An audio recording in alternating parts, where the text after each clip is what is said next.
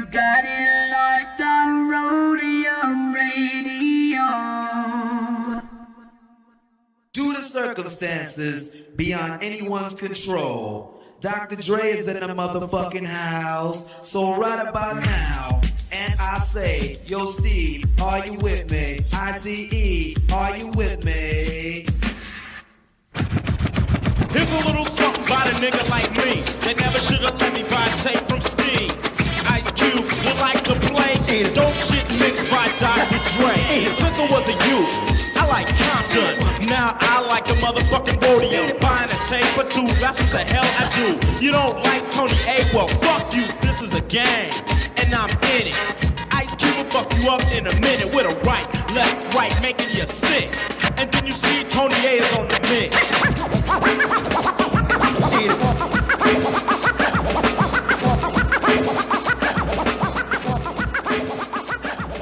Tony A.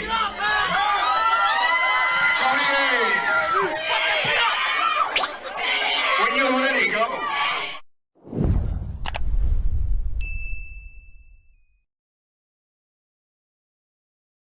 Welcome back, everyone, to Roadium Radio, episode 296. I want to thank everybody who took the time to be a part of the show, everybody on the live chat, everybody who liked, commented, subscribed, everybody who became a member. So much love and respect to all the members. Like I said, we're only here because of you guys. You guys have made this happen, so we want to thank every single one of you guys. And I want to thank everybody who's going to be logging in later on. But I got a very special guest. But before we get into that, I just want to let you guys know what we're going to be getting into. My guest has a new album, and he has a book that we're going to eventually get into. But you know what? A lot of you guys have been requesting my guest since the beginning of the show, and that was 300 episodes ago. So other than that, if you didn't get a chance to catch Conversation with Marvelous, make sure you go check that out. You didn't get a chance to check out the Julio G episode, make sure you go check that out. If you guys didn't check out News of Norbe's, make sure you go check that out. But without further ado, please allow me to introduce my very special guest, Black C from RBL POSSE. What's up, my brother? What's up, my guy? You know what? Here's what we're going to do. We're going to do something a little bit different. I've only done it with one other person. And that was when B-Real was here. We're going to take a phone call. Okay. And you're going to have to try to guess who this person is. Let's do it. Okay. We have a mutual friend, and I set this up specifically for you. So need these? yeah, just for this phone call. Okay, let's see if he answers. Okay. Give me some volume, bro.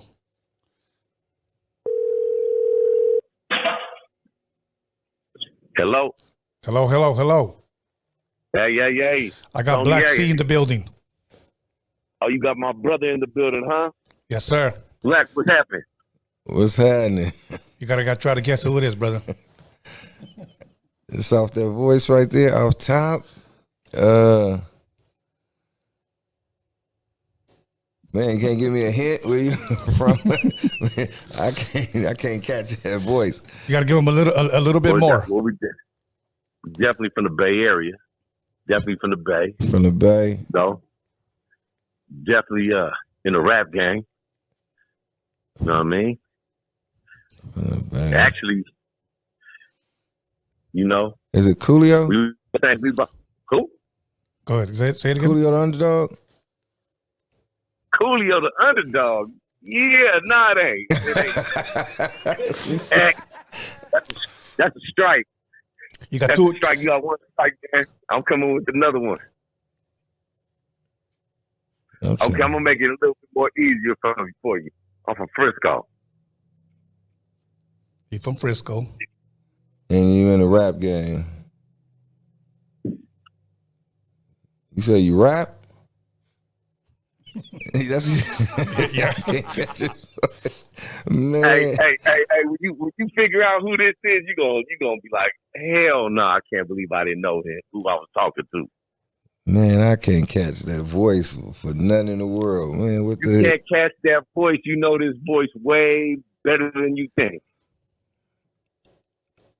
You know this voice. You real from good. what part of the city you from? Give me another hint. That'll give it away. That'll give it away. Let me put it this. Well, first, I give, man, if I give you a hint, that's gonna give it away too. Let me see. Man, Okay, I'm gonna give you. You got. I called you when you was in L.A.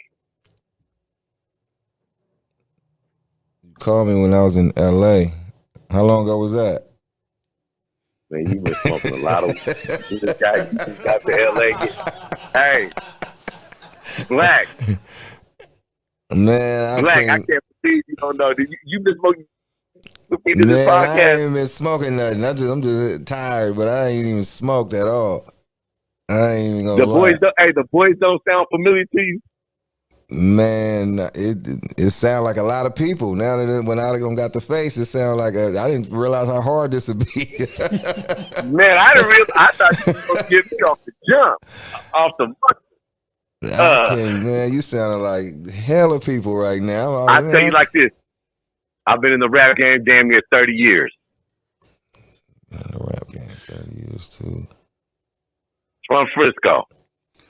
Big dog, you want me to give him a hint? I can't put my. Okay, I'm Mexican. God! No, Come on, Black. This ain't Mr. Key, is it? Hey, no, it ain't Mr. Key. No, it ain't Mr. Key. I just talked to you yesterday. Yesterday? Yeah. Bro, what the hell? This ain't Montana. Man, you got 3 strikes. This is gold pose, man.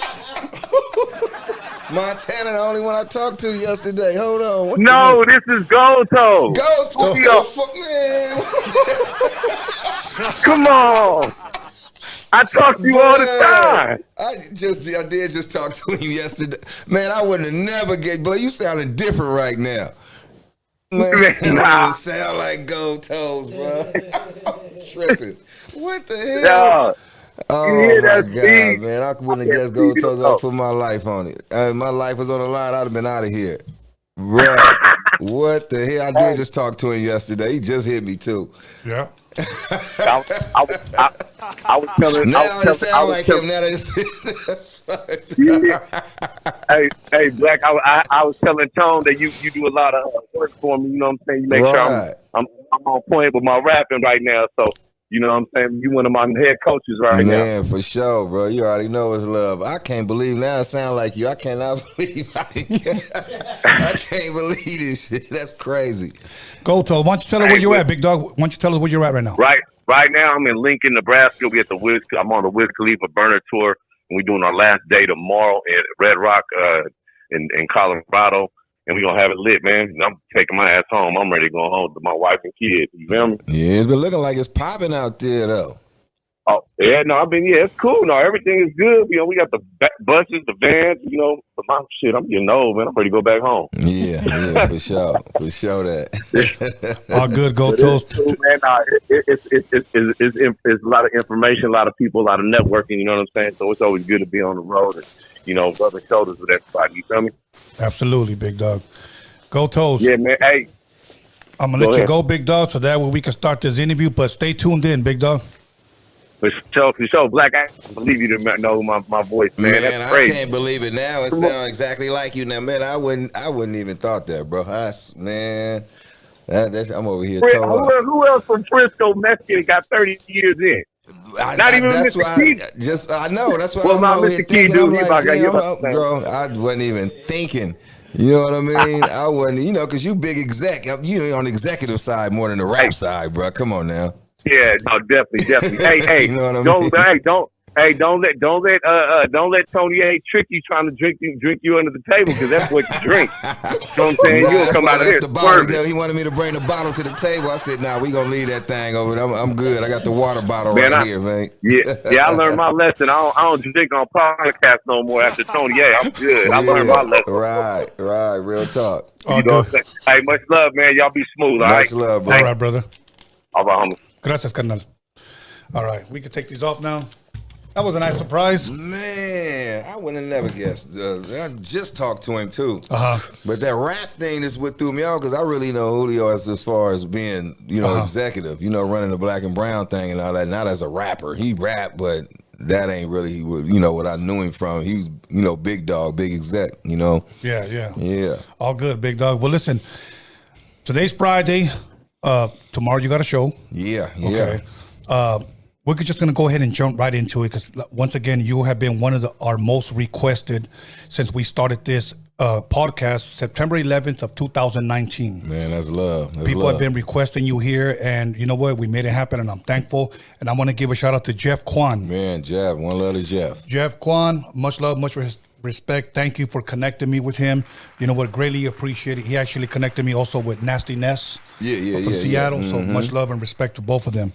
But so, you know, even though I know a lot of the answers that I'm going to ask you, but for the fans' sake, I just have to ask you. Yeah, of course. Where originally are you from? Like, where did you grow up at?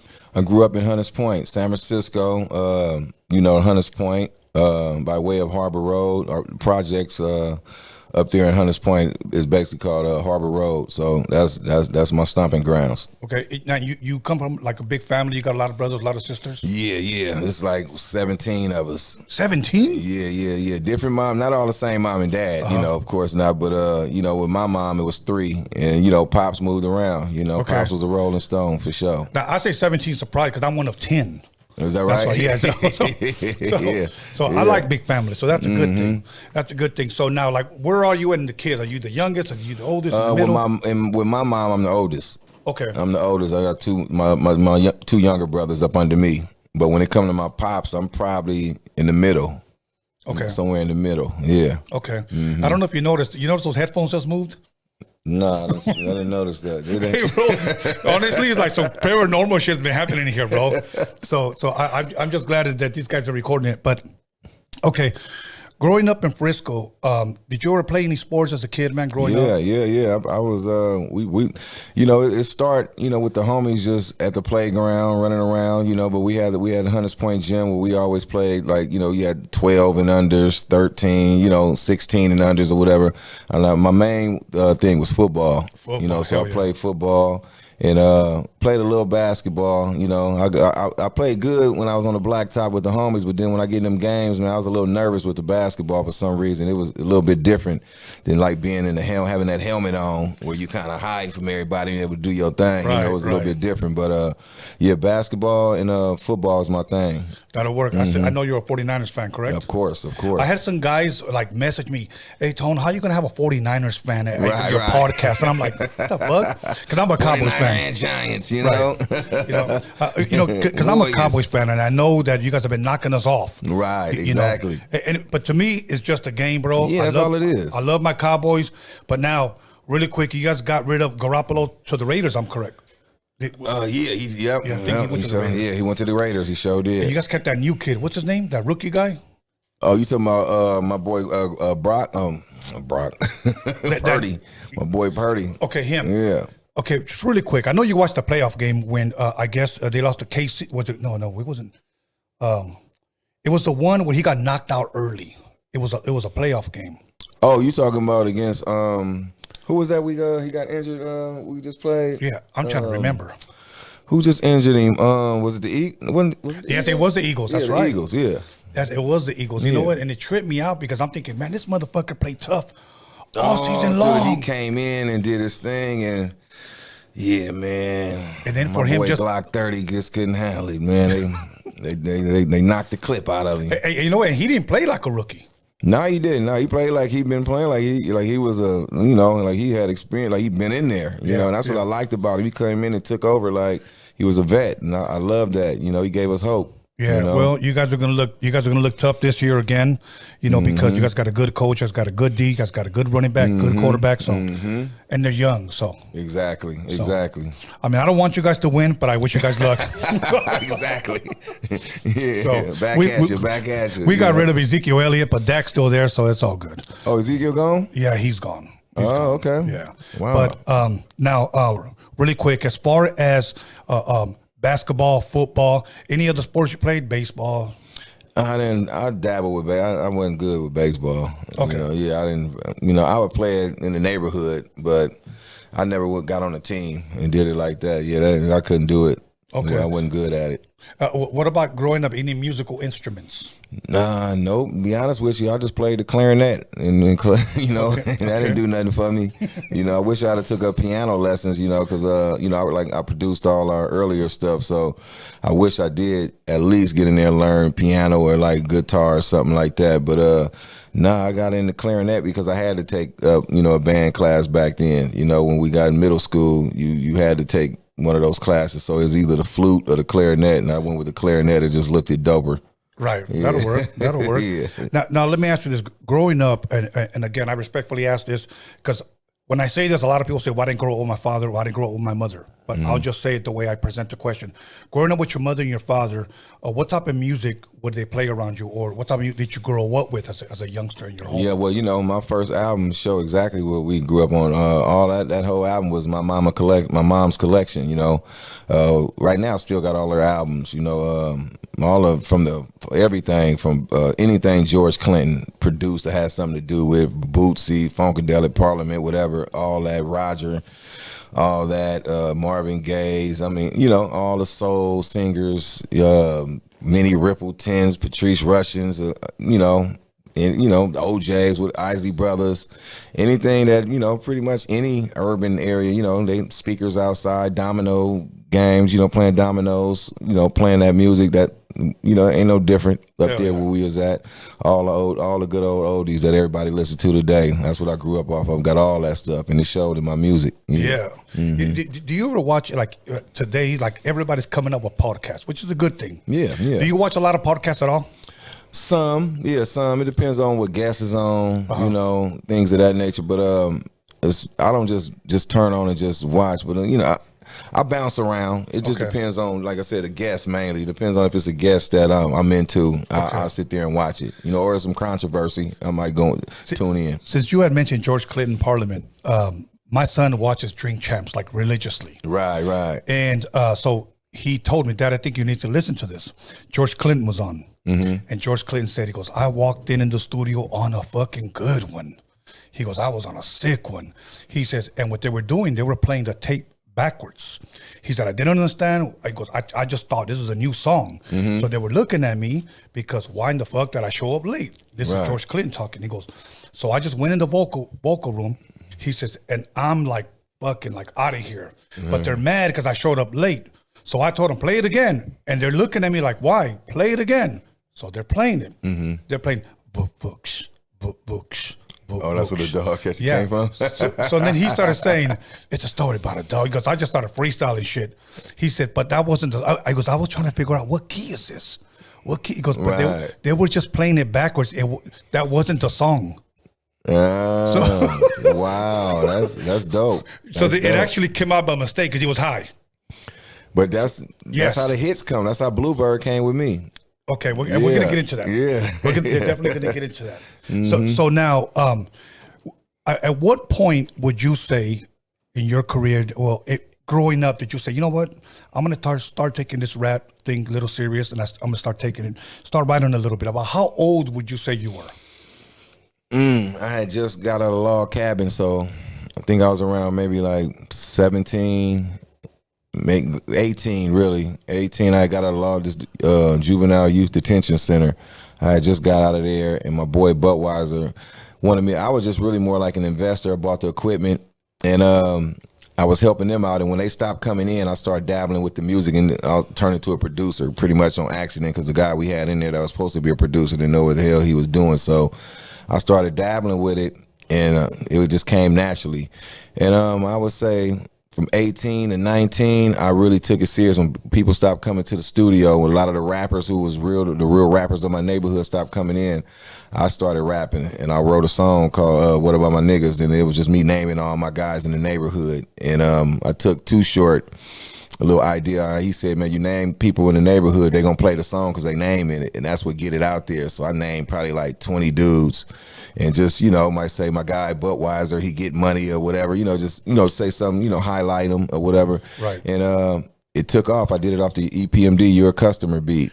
Boom, you know, exactly. That's what we end up using on the lesson to be learned at the end. You know what I mean? Bro, when you listen to beats like that, back then, you you can't help but to say that's some gangster shit, right? Right, yeah, You know? dope. But growing up until that point, 17 or 18 years old, growing up, what were you bumping? Like, what were you listening to as far as rap is concerned? At that time, we was bumping. It was more like during that time. At that time, it was more like Dangerous Crew. We was listening to like MC Pooh, Spice One. You know, of course, Too Short. And you know, of course, like NWA, all that stuff was out. But during that era, it was mainly like 415, you know, Richie Rich and Brother Broski and them, D-Loc and them, and mainly Oakland rap. That was mainly what we was really listening to at the time, you know. And of course, right before then, it was a lot of New York, you know. We was listening to BDP, X-Clans, you know, things of that nature, Public Enemy. Who else? Like Big Daddy Kane and all them, Eric B. Rakim, you know, EPMD, and then a lot of West Coast. Once NWA came, it was mainly like NWA, Too Short, and the whole Dangerous Crew and Banks and all them, whatever they was producing. Dangerous Dame, like I said, Spice One, MC Pooh, all that was what we was bumping at the time. What would you say inspired you to buy equipment? And was it just to mess around? Let me go ahead and try to make some music. Yeah, it was my boy Budweiser. He rapped. Like, he was just like, you know, I had a little money at the time. I was a youngster who was really grinding. I had a little money, so it was just him. He just was like, bro, you know, I want you to invest. And I just thought it was cool. He was rapping because he was really doing gospel rap at the time. Okay. Yeah, going around to different churches, and he was pretty dope. And it was a dude named, he got his name, Budweiser, from this dude who called himself the Miller in Sunnydale, who was like our rival area, whatever, whatnot. So I just wanted to help, just so he'd be able to do his little diss tracks, getting back at him. So I bought the equipment, and that's pretty much how I got into it. It wasn't like, oh, I wanted to rap, I wanted to produce. I was just looking out for him, and got hooked. And do you remember what type of equipment that you bought? Yeah, I had a SB12. Oh shit, that's my shit. That was my first one. Well, no, that came later on. I started off with a Dr. Rhythm, a Roland Boss Dr. Rhythm beat machine, and I had a Yamaha 4-track, and I had a little raggedy little Casio's type keyboard that I bought, and then I ended up later on getting a Yamaha that sounded better because I started figuring out that the Casio was more like a Radio Shack type. Right, it had them little cheap sounds, and then, you know, they wasn't as bright and clean as like the Yamaha that I went and got. So that's all I started with, and we used to just overdub. I'll make a bass line on one track with the drums, and then I'll record that over on another track and clear up tracks. So we just kept overdubbing and put it on one track and free up tracks, and was rapping because I only had 4 tracks. So, you know, that's how I pretty much did it. And yeah, I used to play things live all the way through because we didn't have sequencers back then, you know, computers or whatnot. So I had to play live for 5 minutes, you know, let the drums play, and I'm playing live for 5 minutes, the whole 9, or I was sampling. Then once I got introduced to the SB12 and the sampling came in, I only had like 2.4 seconds or something on that thing. So we used to speed the record up, you know, and get as much of the sample in there as we could, and loop it. And I was off to the races once I got that sample. I went crazy. I went and got all my mom records out of her closet and went crazy with it. You know, I had, you know, and I like to share this story with people that I've never interviewed before. Some people that I've known before, and they kind of know my whole story. But when I interview new people that I've never have, I remember Dre was the one that introduced me in 1988 to the SB1200. Yeah. And he had told me it only has 10 seconds sampling time, 2.5 seconds per pad. You're going to sometimes put it on 45 and slow it down. Right. And that's what gives it like that crunch feeling. You know? Exactly. So what happened was he taught me a little bit how to sample. Then eventually his cousin, Sir Jinx, taught me a little bit. And then I ended up getting all my sounds from Quick. Okay. And the thing was that when I said, but all we have is 10 seconds. And he said, yeah, he goes, so you're going to have to get real creative. Okay. In my opinion, and I said this plenty of times before, I thought music back then was better, okay, than what it is today, and we had less to work with. Yeah, exactly. So, man, it was a lot less. I mean, just the setup time, you had to spend an hour just setting up, dropping time code, the SMT, striping tapes, and doing all that, thank God the computers came in once I met my guy TC and the Atari computers and all that came in. Oh my God! And then I went to his house and he had the Emacs. I got introduced to the Emacs and he had like 28 seconds or something. Oh, I went crazy down there. That's what you could tell. Our album, went sample crazy. Every song probably got 4 samples, 5 samples in it. Well, and to us, like at that time, when I was first producing, that's all I knew how to do was just sample. I didn't really know how to play keyboard. I don't know how to play bass. I didn't know how to play lead. Right. So, when you get a boom, boom, okay, that's a fucking nice ass kick. That's a nice fucking snare. Then you start piecing it together, maybe you put a loop on top of that shit, So it's fun creating and building shit. I started off without looping. That came later on once like I said, you was good with 10 seconds. I wish I had 10 seconds because I was hot. I couldn't get the rest of Bama Weed. When I sampled it, it was like maybe 4 seconds of that loop. Like I speed it up and was able to maybe sneak a good 4 or 5 second loop out of there. But I didn't have a 1200. I had that 12. You wasn't working with too much sample time. No, you weren't. You weren't. Yeah. Now I wanted to ask you at this point. Now, how did you meet Mr. C? My boy T-Lo. He was like we considered him like the Ice Cube of the block. And when I was doing my solo stuff, when I put out Don't Give Me No Bama Joint, because Bama Weed was called Don't Give Me No Bama Joint. We don't smoke that shit in Hunters Point. It was more like a local song. That was my solo. It was part of my solo collection, but I had some other dudes on it, T-Rob and my boy T. Lee. Rest in peace to both of them. But I had Dad, What About My Niggas, Rolling Through the Turfs of HP. I had like maybe 3 to 4 songs. And I was like, I got a little cold feet when it was time to go actually record a solo album.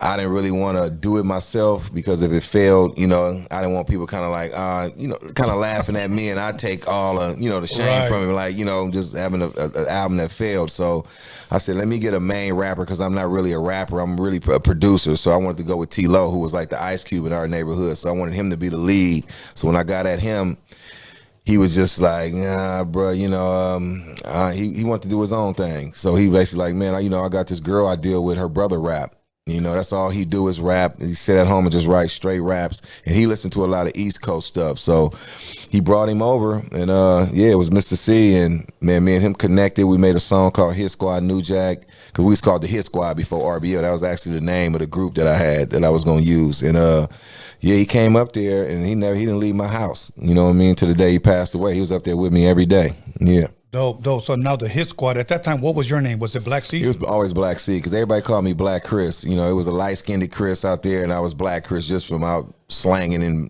banging or whatnot, and I just shortened it to Black C when I started rapping, but everybody always called me Black Chris because it was a light-skinned Chris Bones up there. His name Chris Bones. They used to be like, they might call me, hey, Chris, and me and him out hustling, and we both turn around and no, Black Chris, or, Chris Bones, you know what I mean? So that's how I ended up getting the name, yeah. Now, as far as when you started working with him, was that chemistry there early?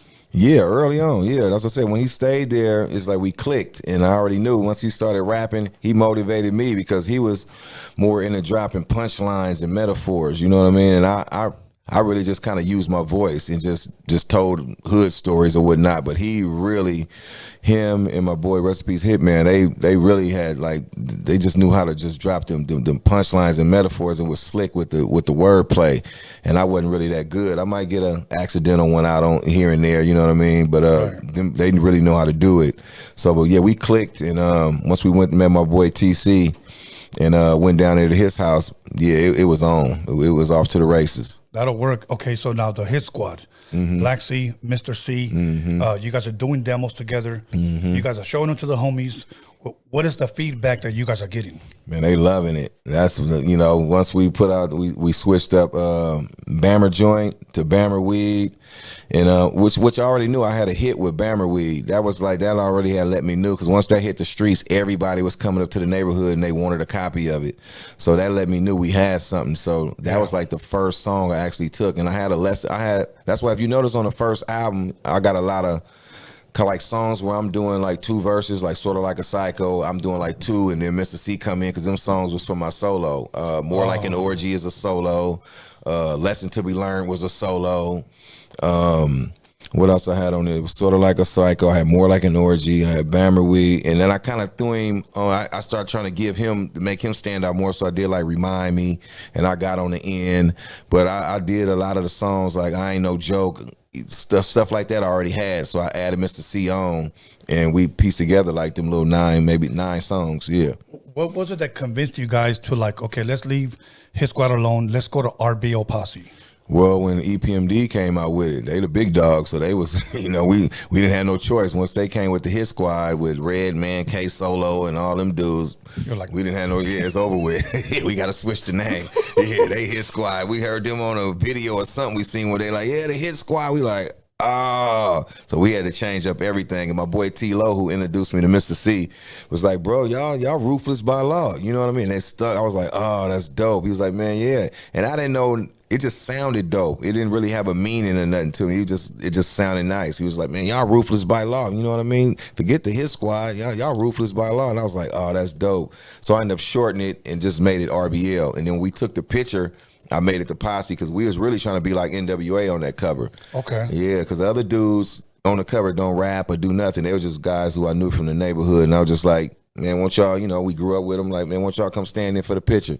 And they came in, and I knew I was into like marketing and just, things of that nature. So I knew when you got a group of guys on the cover, I knew what it did to me when I seen NWA and the Posse or Ghetto Boys, when they had a posse of dudes on the cover, it made you want to pick it up. Like, I want to check this out. So that's all it was. Very eye appealing. Yeah. So back then it was like when you had a crew, people was into it. Like, man, I wonder what oh man, look grimy, spray paint on the wall, the whole night. So we in our projects, and that's all I did. I just told them to stand in for the picture. But I just put the Posse on. You know what I mean? That'll work. Yes, that sir. was my next question. I was going to ask you, what does RBL stand for? Ruthless by law. Ruthless by law. So we if you guys didn't know, self-titled the second album. You know what I mean? Yes. They still didn't get it. they still didn't get it. Okay. Yeah.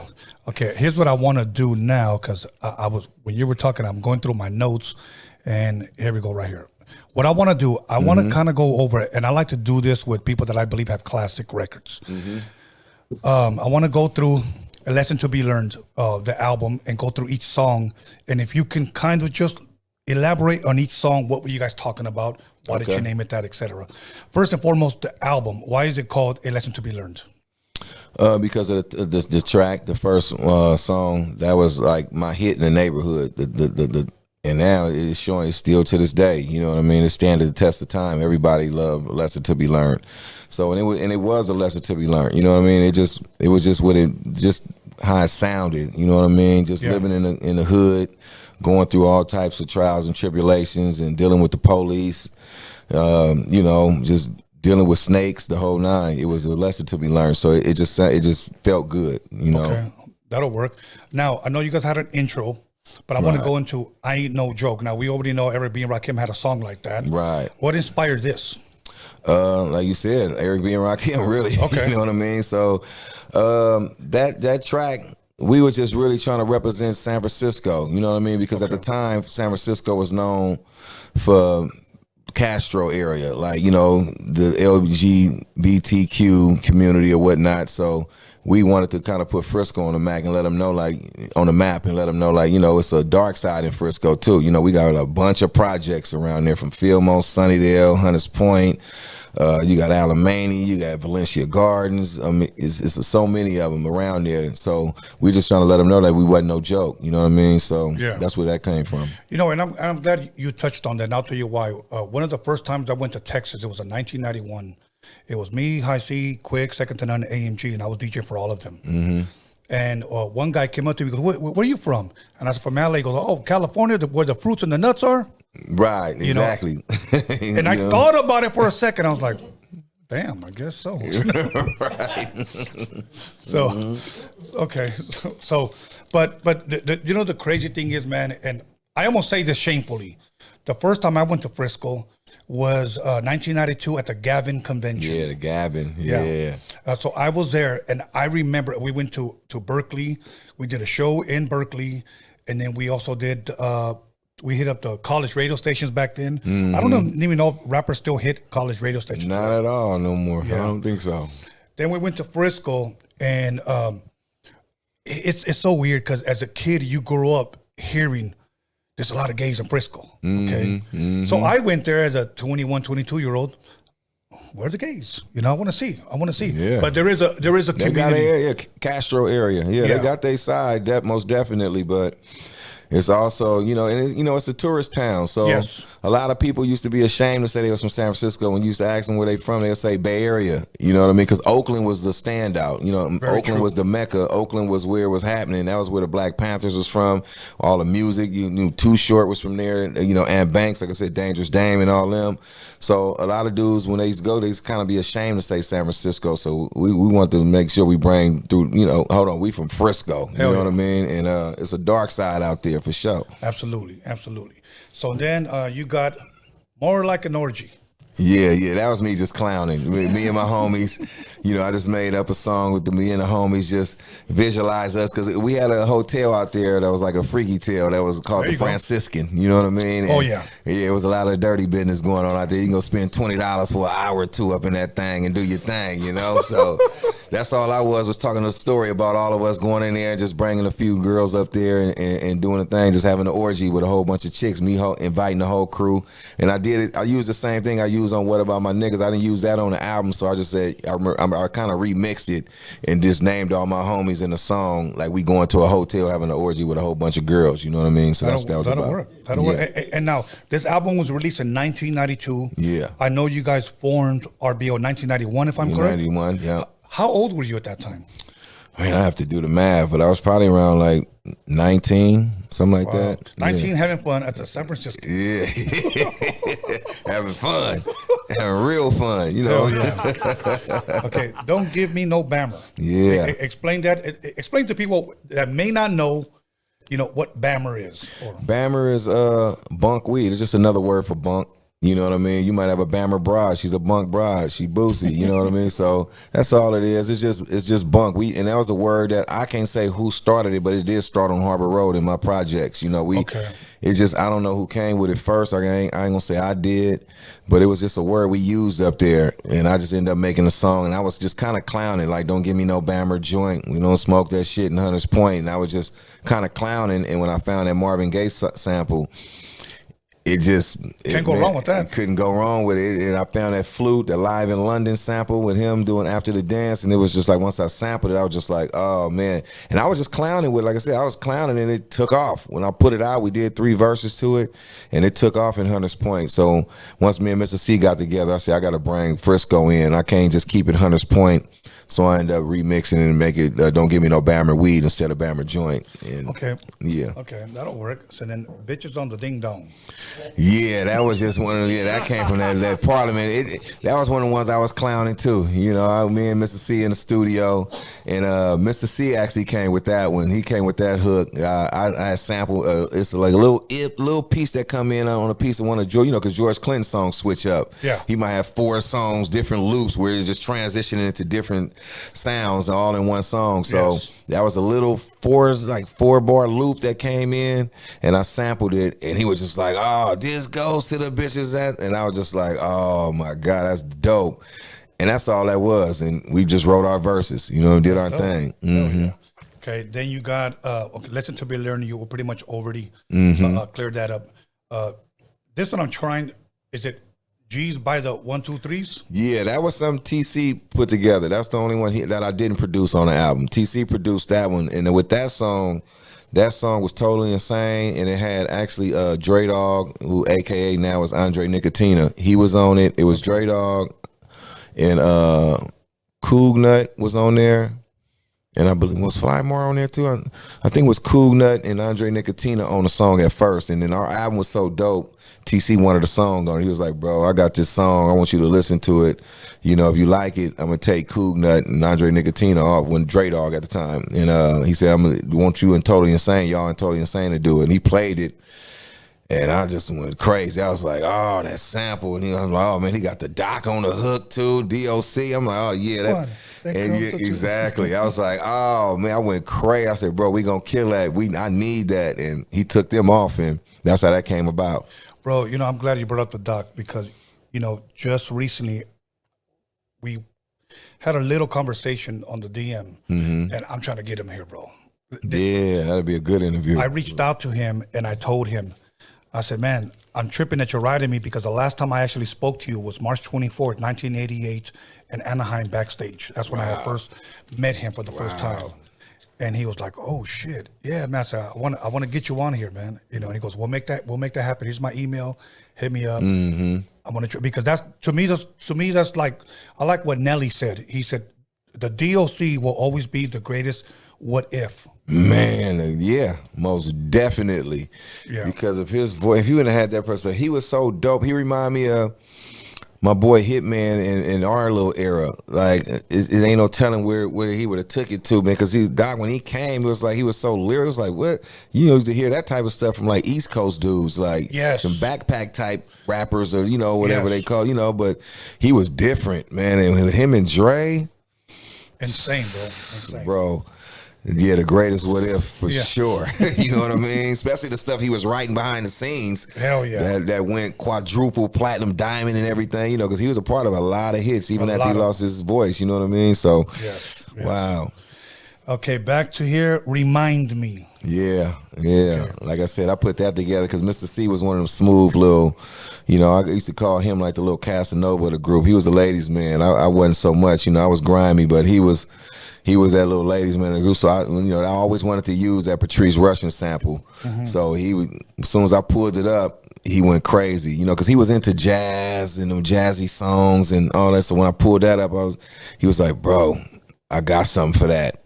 I got a whole story for that." And I was like, we was going to do a different hook, but he wanted to use the hook. He was like, "Nah, I got a story about a chick who I'm going to deal with. And, I want to, she leave and her niece is fine. And, she remind me of her auntie, and all. I was like, oh, that's dope. So that's how that came about. And I ended up throwing my piece on at the end because I just couldn't let him have that solo. It was so hard.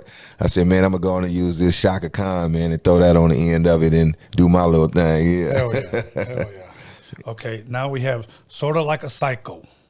Yeah, that was just me, man, on just tearing up the hood. I was just on some, you had that fantasy rap type stuff where you just going through just shooting up, killing up everything, and that's all that was. That was just me having fun on the track, just kind of letting loose, and that's what Sort of Like a Psycho was about. Me just talking shit, basically. You know what I mean? That'll work. Part of Survival. Part of Survival, man. Yeah, that one right there. That's one of like my favorites off the album.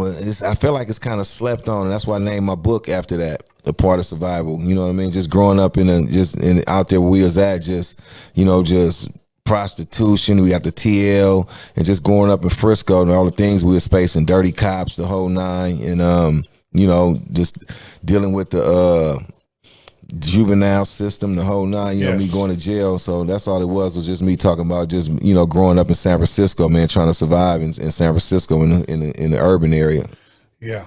I want to touch on something really quick because I'm trying to get everything in. So the first album, Lesson to Be Learned, 1992. 1992. 2 years later, 1994, if I'm correct, Ruthless by Law comes out. Yes, sir. Now, A Lesson to Be Learned is dropped. What is the feedback you immediately get? Man, it's love, nothing but love. We started really, that opened it up. That let me see that the world was bigger than just San Francisco. Thank you. You know what I mean? Very true.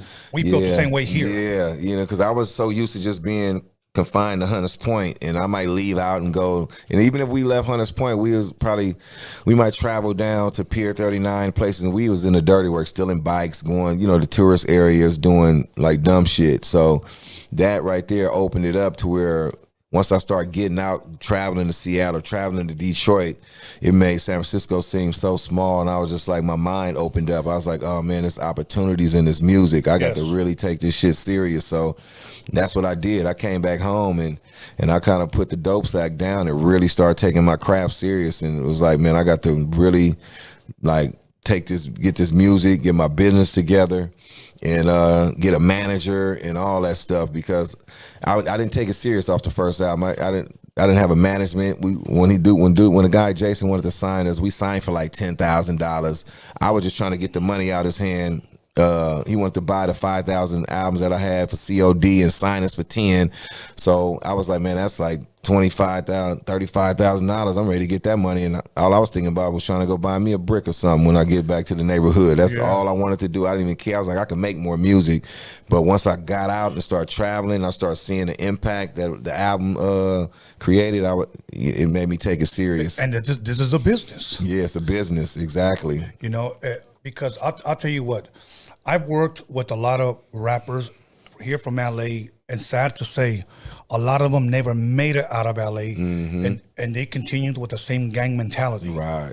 And I've always pleaded with them and told them, bro, just wait till you travel. It's going to change everything, bro. Change everything. That travel changes everything. When you get out meeting different people, you know, just seeing how the culture is in Detroit versus, even though it be a lot of the hoods and everything is just, it's kind of the same, but the lingo be different. You're meeting different people in different places, and man, you know, your Rolodex get thicker, and you get more opportunities, man, and just more connections. Once you building them bridges that you can cross later on, it's different, man. You know what I mean? I remember when I first started traveling and people recognized me. It humbled me. I was like, holy shit. Right. No. Exactly. You know, it's crazy, but it's a good feeling. And okay, so now I have to ask you, being a producer myself, when the first album, how did you go about sample clearance? We didn't learn. We learned the hard way. We didn't really get paid off the first album. Okay. Yeah, I mean, George Clinton, everybody, Prince, all of them was trying to yank the album down. So that's what Jason did. That's the guy that signed us in a minute. He was like, you know, I got to hold all y'all payments, y'all royalty payments back, and I can't pay y'all. It's gonna go in a trust fund because we got to clear all the samples. But he was steady pushing the album out, but he just wasn't paying us, and he used that. He cleared a couple of them, but it's a lot that he didn't clear. And that's why when we went on to the second album, you notice we didn't really use samples. We used a lot of original music, or we use interpolations. We played everything over and switched it up a little bit, so just so we won't go through the sample thing again. But yeah, we that mess, them samples killed us. Yeah, we had like 4 or 5 in one song. Yeah. So lesson to be learned. If I had to twist your arm, brother, what is your favorite song out of that? On that album, it'll probably have to be A Lesson to Be Learned. Okay. Well, it was Bammerweed, but then later on, A Lesson to Be Learned kind of took over to me. But Bammerweed was my first off top. But after me hearing it over the years so much, and A Lesson to Be Learned, I had to say they tied for first. I can't even pick out of them two. Okay. But it's definitely Bammerweed and Lesson to Be Learned. Okay. Ruthless by Law, we're going to go through these, and then we'll get into your book, and then we'll get into your new CD. Yes, sir. And where can people buy these? Okay. Bounce to This. Yeah. If you can elaborate a little bit, is it just a party song? It was just a party song. To be honest with you, I didn't really care for that song, but it ended up taking off. Jason at the label, it was a song that we just, Selsky produced it. I didn't produce that one. That was one of the ones on the album I didn't produce, but it was just like, we just needed kind of like a single. He was just like, man, we need a single for this next album. And that's kind of what we came with. I just kind of I followed the lead of Mr. C and Selsky on that one. I didn't really even care too much for the song. I just did my part on it, to be honest with you. That's one of the only songs I just contributed my vocals. see, now there's people that really like that song. Okay? I know, that's what I said. The fans like made it big, and I'm like, oh, wait a minute, okay, we got some. I was wrong on this one. It's going to be on the album, and that's why we made it the first song, because the mob and bass line that came in, it grabbed you. Yeah. But I liked it Bluebird at the time. I was just like, man, I was just so set on Bluebird or Funktified being one of the songs that we used for the lead off single that's why I kind of looked down on it, but it worked. Okay. Yeah. Okay. It's funny you said I didn't really like that song. Believe it or not, sometimes some of those statements hurt the fans. It's true. I know. I mean, it's my song. It's just I didn't like it to be the first lead off single. Okay. Yeah, okay. But I liked the song. It wouldn't even made the album. You know what I mean? Right. But it's just that I loved Bluebird so much that I wanted that one to lead off. And it's showing today, right? Even now to this day, Bluebird is bigger than Bounce to This. Yes. It's streamed way more than Bounce to This. It's a bigger song. So yes. I was right in the end. Yeah. The reason why I bring that up is because I was watching Jimmy Iovine and Dr. Dre documentary that was directed and produced by Alan Hughes. And I like the documentary so much, I bought the Blu-ray so I can watch it over again. So because I like to learn a lot of these things that these winners have done. So they asked Dre about his song because I was a big fan of a song called Dr. Dre in Surgery. Okay, this is when he was still with the World Class Wrecking Crew. So they asked him, what did you think about that song? Now, in my mind, I'm like, bro, that's where I copied all my scratching from. Right, you know? right. I'm like, it's got to be one of his favorite ones. Right. And he was like, after I went back and listened to it, and then it says Dr. Dre, Dr. Dre, Dr. Dre, Dre. Yeah. And then his next statement was, thought it was whack. I was like, you motherfucker. Right. Like, I'm thinking it's the dopest thing in the world. Yes. And you feel like it's a piece of shit. You know what I mean? Exactly. Hurt your feelings. Huh? Yes. It hurt my feelings. It hurt my feelings. So the next song after this is Bluebird. I like the way you guys set that up. Right. Okay. Right, Bluebird, that was my shit. And what's so crazy is Mr. C wasn't even gonna be on that song. He thought it was weird or something. He was just like, "What's Bluebird mean?" I was like, "Bro, that's a song that we used to say that was like a kid game. You know, it's a Bluebird on my shoulder. Can I kill it?" It was like a hide and seek thing you did up there in our neighborhood. So I said, "Man, I want to use it on this beat." And he was like, "Yeah, you could do it by yourself." He didn't understand it. He just felt it was corny or something. So the next day when he came in and he heard me doing it, that's why I do 2 verses first. I actually had a 3rd verse to that song. It was going to be the three verses. And he heard it. I see him out there talking to my guy, Enhancer, who was an engineer at the time. And I see him coming in like, oh, and I'm seeing a reaction. I can't hear him because I'm in the vocal booth.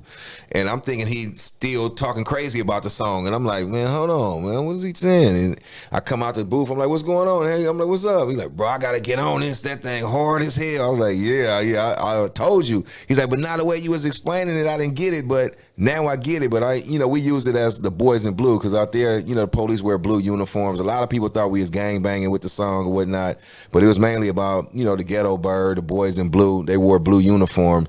So that's what the Bluebird stood for. You know what I mean? The police. That'll work. This was pretty much self-explanatory. I got my 9. Right. That was one of the ones that actually came out on Herm compilation in '93. Okay. That was like our comeback. Everybody was wondering how we was gonna come because our first album did so good. Yeah. So yeah, we got that clear, that push. I sampled it.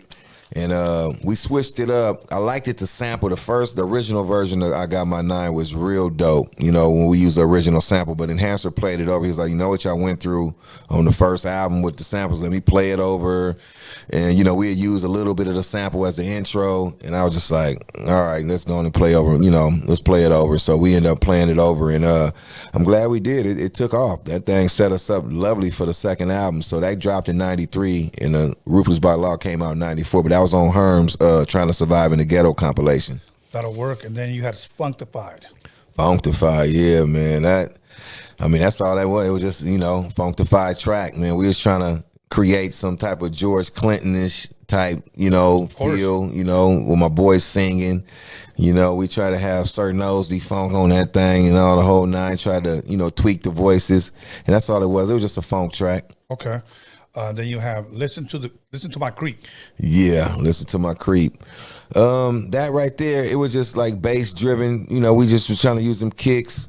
And that actual song, we were just really trying to give Hitman a platform. That was really like us showing Hitman skills. We just got on the song. Okay. But that's why we kind of break it down in the beginning after he rapped, like, man, did you hear him? Like, because we couldn't believe it. That was our reaction when we heard his verse. When he said his verse, we was like, oh, man. Me and Mr. C was ready to rewrite. We like, oh, there's he some people killed that, us on our own track. Yeah, there's some people that will do that. Right.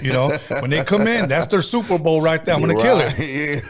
Yeah. So that's all that was. It was just us giving him, we like, this your song. Hey, this for you. It's time for you to show your ass. And that's exactly what he did. Yeah. That'll work. The sound.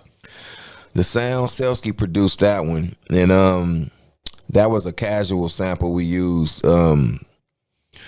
The sound was it was just a song, you know what I mean? It wasn't nothing spectacular. It was just something that me and Mr. C just kind of vibed to. We came in and it wasn't done. That was actually supposed to be something else.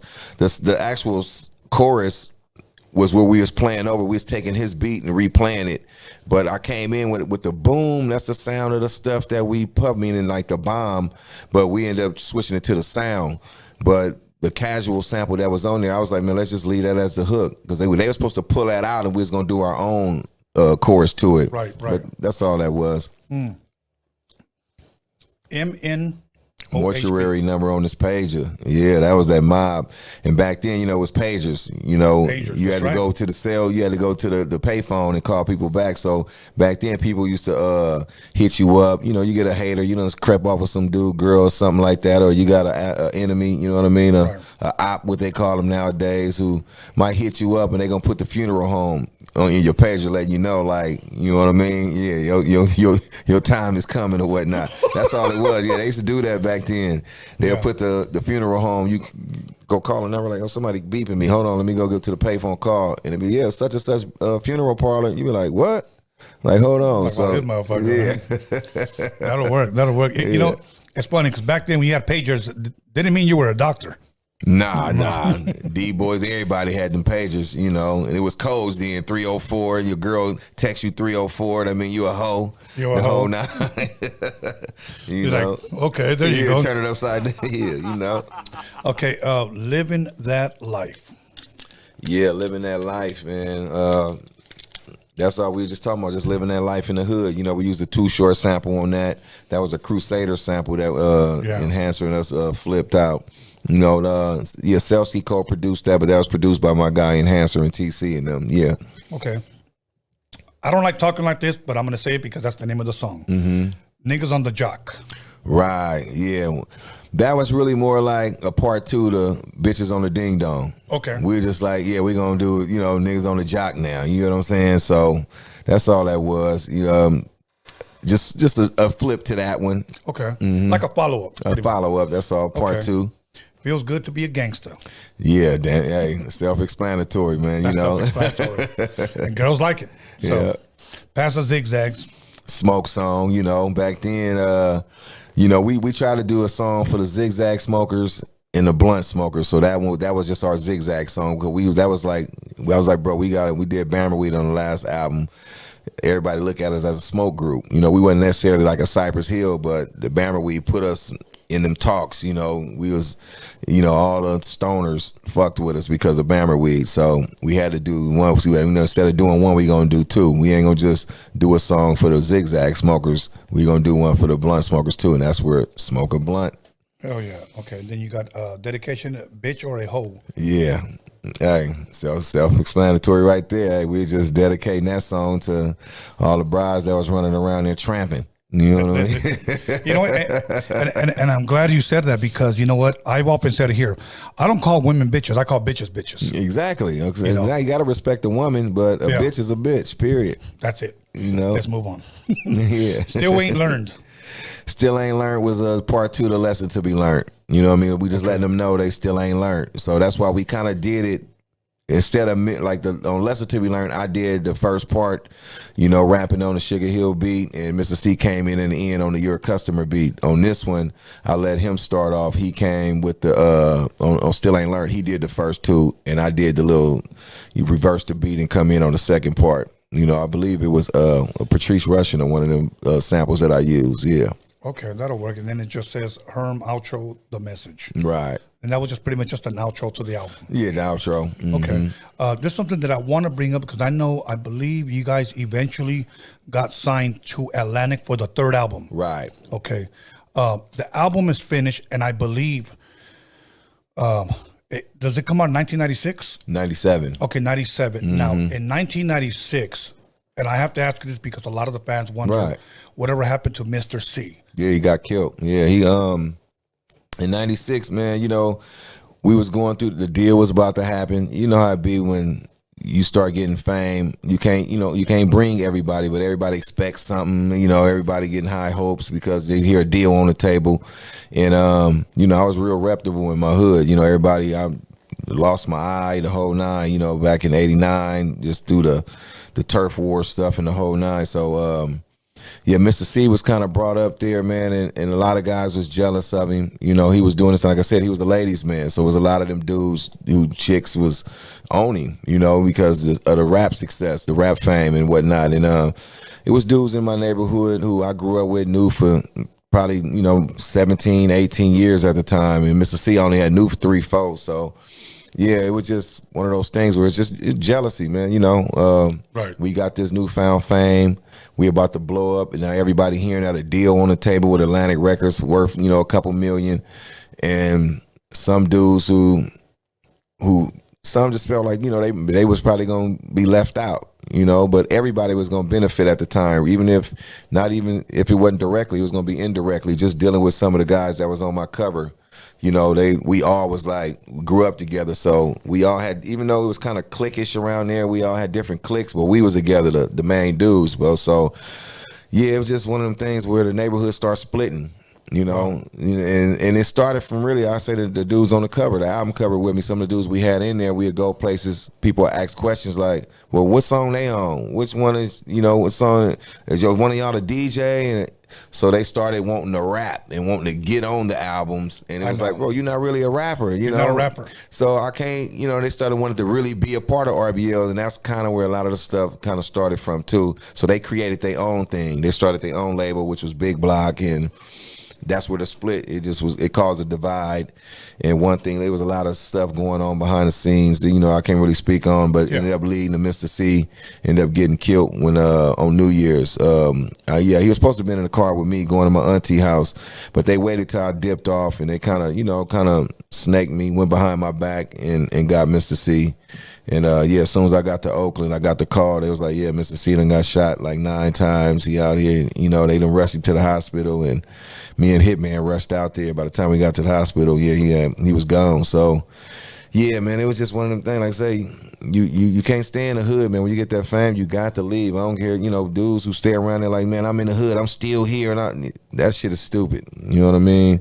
It's stupid, man. You got to break away at some point in time, man, and got to worry about the people who really got your back. Mainly your family. And first and foremost, I'm going to say rest in peace to him. Okay, and you said something. He was a ladies' man, and a lot of dudes didn't like that because they're a girl. I want to say something to the audience out there watching. I've been like yourself, backstage plenty of times with artists. A lot of you guys, and I don't say this to be mean at all, but a lot of you guys want to come and meet the artists because you grew up listening to their music, you love their shit. Right. But many times you got to know who you're with, because that girl right there. Exactly. Winking, you know what I mean? Winking, smiling, ready to gobble. Gobble. And all of a sudden she giving you the camera phone. Like, here, take a picture too. And you take a picture, and all of a sudden your girl pushing you, giving you the camera, telling you to take a picture with the, of her with the artist. You get what I'm saying? Right. That's why when I take a picture, I don't put my arm around nobody no more. Exactly. The last thing that I want is some jealous ass fool saying, why you touch my girl? Exactly. Bro, you're the one that brought her back here. Real talk. And so I understand that. So please understand what artists go through when you jealous dudes get upset. Yeah. Look at it. I read a quote one time, and it's not a real famous quote, but it's more like a meme. He said, the reason why your boyfriend is overprotective is because he knows you're easy to fuck. Exactly, yeah. That's a real talk. He insecure, you know what I mean, now, because he knowing if I don't stay right here and put the cock blockers up, she gonna get loose. Yeah. Real talk. There it is there. Okay, so the album drops 97. How does that album do for you guys? It did, as far as it did good. It did like what our other ones was doing. It did like over 200-some thousand, 300-some thousand copies sold, but it was a kind of failure to Atlantic. And the chemistry was different though. It was, first of all, it was like we didn't have Mr. C, and I didn't produce anything on it, maybe like 2 songs. I probably 2 to maybe 3 songs on it. So it was different. It was just the whole formula, how we usually do our music was different. And I was trying to come up out of my shell. I was still fighting the loss of just losing Mr. C, still going through that mentally. So, and just knowing that my neighborhood betrayed me, it was just a lot of things going through my head, and I was trying to swallow my pride and just kind of not worry about them, because I wanted to go tear the neighborhood up, and them dudes knew how I was. They knew how I got down, and they knew I can be a menace for real. And it was like I had to take the high road, and it was hard to do. And during that time, I just wasn't into producing, so I just kind of let Rick Rock, shout out to Rick Rock. He produced most of the album. Yeah. And yeah, it was just a different album. It wasn't, we didn't have a lot of them like old school funk samples and replay samples and stuff like that. We kind of got out the bag and went with a lot of mob stuff, and we was really talking about a lot of retaliation and getting back at them dudes and all. And it was a distraction, And also too, I gotta say, Craig Callaman, who signed us, who's a big dog at Atlantic right now, he signed us personally, and then once because it was Big Beat / Atlantic. Craig Callaman owned Big Beat, and once he went to Atlantic, he got the high position. He was like, I got to put y'all with Mike Karen. And Mike Karen was running Big Beat at the time. And he was more East Coast. He liked the East Coast stuff. He wasn't a fan of RBL. So when I was trying to bring my production in, he'd be like, nah, I got these dudes, Dark Lords or whoever, they was East Coast producers. And he was trying to get me to rap on their stuff. And it just, me and him was bumping heads. So it was a failure from the beginning. It wasn't going to work. So was there a guy named Dave Moss? I think his name was Dave Moss at the time. I can't remember. I think his name was Dave Moss. Because they ended up signing my homies. They had a group called Folsom. They were signed to Atlantic Big Beat. Big Beat too? Yeah, because only at that time I just remember it was us and Twista. That's all I remember that was on Big Beat. And then Twista transitioned over to just straight Atlantic, which I wish Craig would have took us over there, but he was going through, but we was like at the beginning. As soon as he signed us, he went over there. See, Twista came in and was on there later on, and I don't know, they just kind of paid. He wasn't with Mike Karen either, though. So Mike Karen was A&R in our project, and that was the wrong person to A&R. We cool now, much love to shout out to Mike Karen, but he just wasn't for us, Right. And it just didn't work. A lot of times they just have the wrong people in those high places, and they don't need to fucking be there. Exactly, at all. So, okay, so now, before we get into, at this time, now, Hitman joins, correct? Yeah, Craig suggested that because Hitman's a solo artist. Everybody thought he was a part of RBL. Okay. But he wasn't. He was I was just using my stage to set him up as a solo artist because I put out his solo album in 95, right before Mr. C passed, and that thing sold like over 120,000 copies out the trunk. I sold those tape for tape.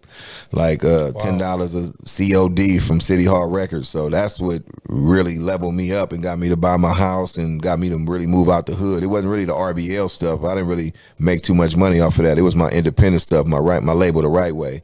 And Hitman album took off. And man, I was blessed to just keep it independent and just, move it how I was moving it instead of signing Hitman because they was trying to get him. They wanted to sign him, but I was just like, it can't happen.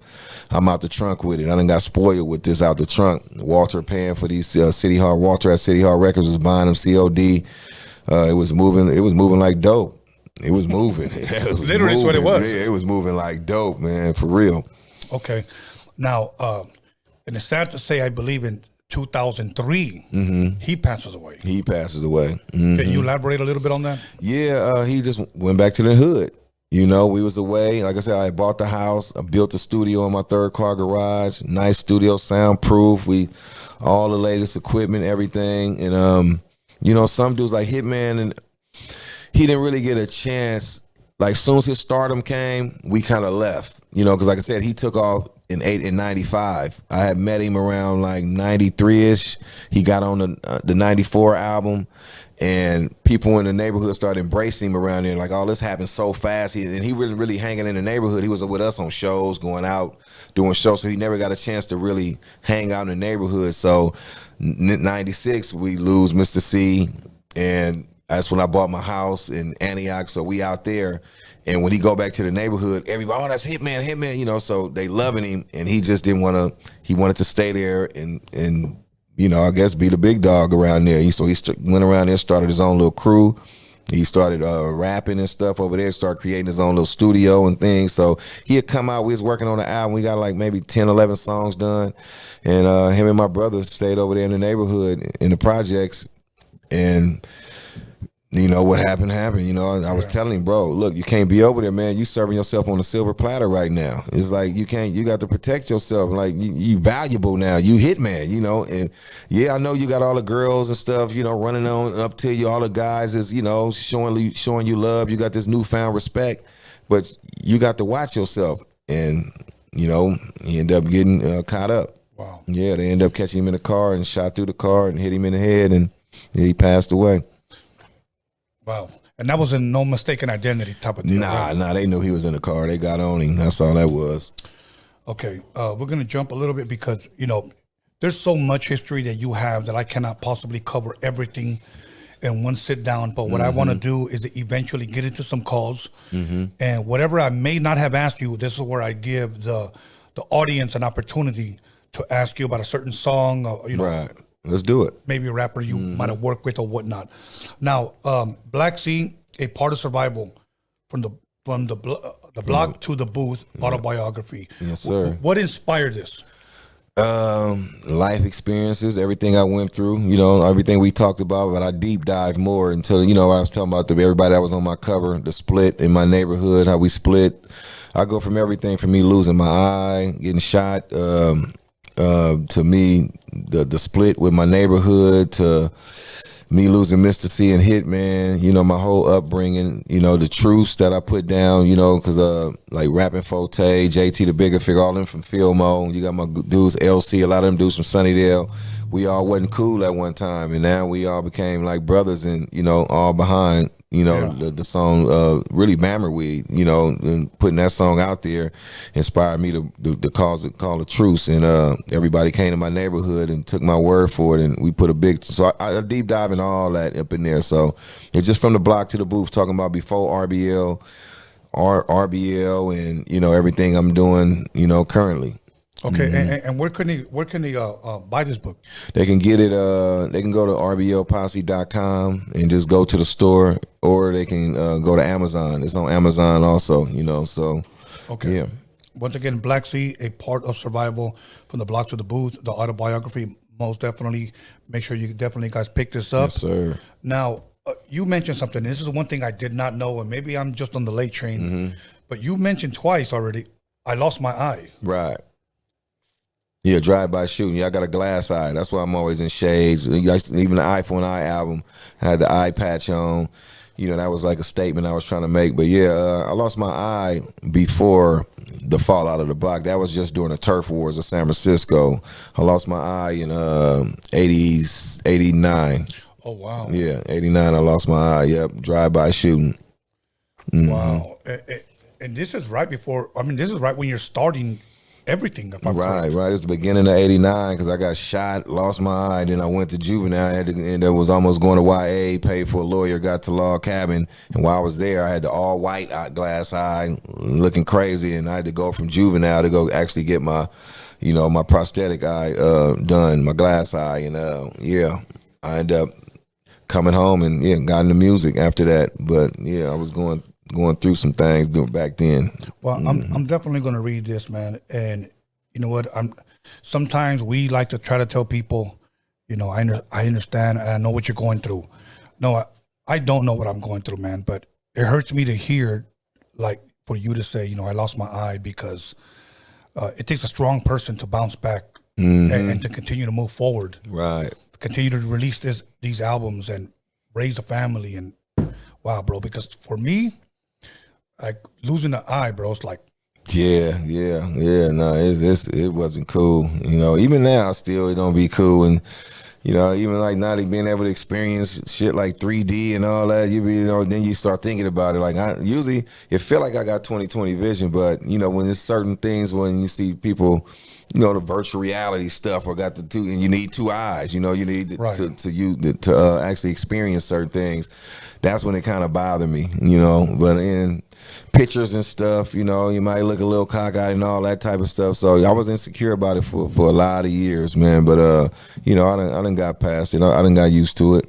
I'm gonna ask you a question, and I ask it respectfully, because I often always wondered about when blind people that were born blind, when they dream, can they see in their dream, or are they blind in their dream? So right. My question to you: when you dream, do you see with both eyes? Of course. Even right now, it seems like I see with both eyes. Just that my peripheral is not way over here. Like this eye, I can see way over here. This one, it stops about right here.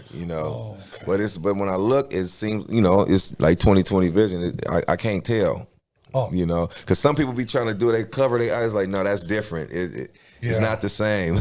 Your eye gets stronger when you got one eye, you know. So, yeah, I feel like I got two eyes. That's you good. know, That's good to hear. Okay, Black Sea, the Black Album. The Black Album, yeah, that's some of my best work yet. Yes, that's what I was going. Yes. So right here, you have 14 tracks. When did this drop? This just dropped in February. Okay. The last I try to get it. It's the Black Album, so I try to get it out Black History Month. So I dropped it the last Friday in February. Yep, the last Friday. So it's been out about a good month and a half or so now, if I'm doing the math correctly. And where can people pick up this? If you want a physical copy, Yes. you can hit rblposse.com and go to the store link. You'll see the album on the front page at rblposse.com. Everything is at rblposse.com. Our merchandise, everything, you know. Awesome. And because as far as, I'm not going to go through this because I eventually want to get to the calls, but Exactly. in here, any features? Yes, we got my boy Larry June, who hot right now. We got Compton Ass TG on there. We got Doobie. We got Jay Worthy on that thing. And who else we got on there? We got my boy C Dub. And them mainly the highlights of the album right there. Yeah. Okay. 2023, we're in 2023. What can people expect going forward from Black Sea / RBL Posse? Man, they gonna see me going back to the essence, man, that funk, man. I just, you know, I tried to experiment doing different music. Like, you know, I had the album 70s Baby, and it was like a lot of soulful samples on that album. I did the Still Ruthless, where I try to go back to like the early 90s, because a lot of my albums is usually theme based, you know, and this album right here, it was just one of them things where it's just like, man, you know what? I'm finna just rap, just do my thing. And it's a little bit of everything. It's nice samples on there. You might hear a little Keith Sweat popping in. You might hear a little Patrice Rushen popping in. And then you're going to hear some new music on there. So the Black Album is just that. It was just me, you know, just trying to put together a full body of work. So this is some of my best work, production-wise and lyrically. You know, I'm not just saying that just because it's my current album. This is really killing my collection of solos that I got right now, and I stand on that. Have you dropped any visuals to this, like videos? Yeah, we got about 4 out right now. Okay. The first song, Get It Cracking. We got Learn From the Losses. We got a visual that we just dropped called Make It Funky. And I got one sitting in the chamber right now that's about to release. It's called Talk My Shit. That'll work. That'll work.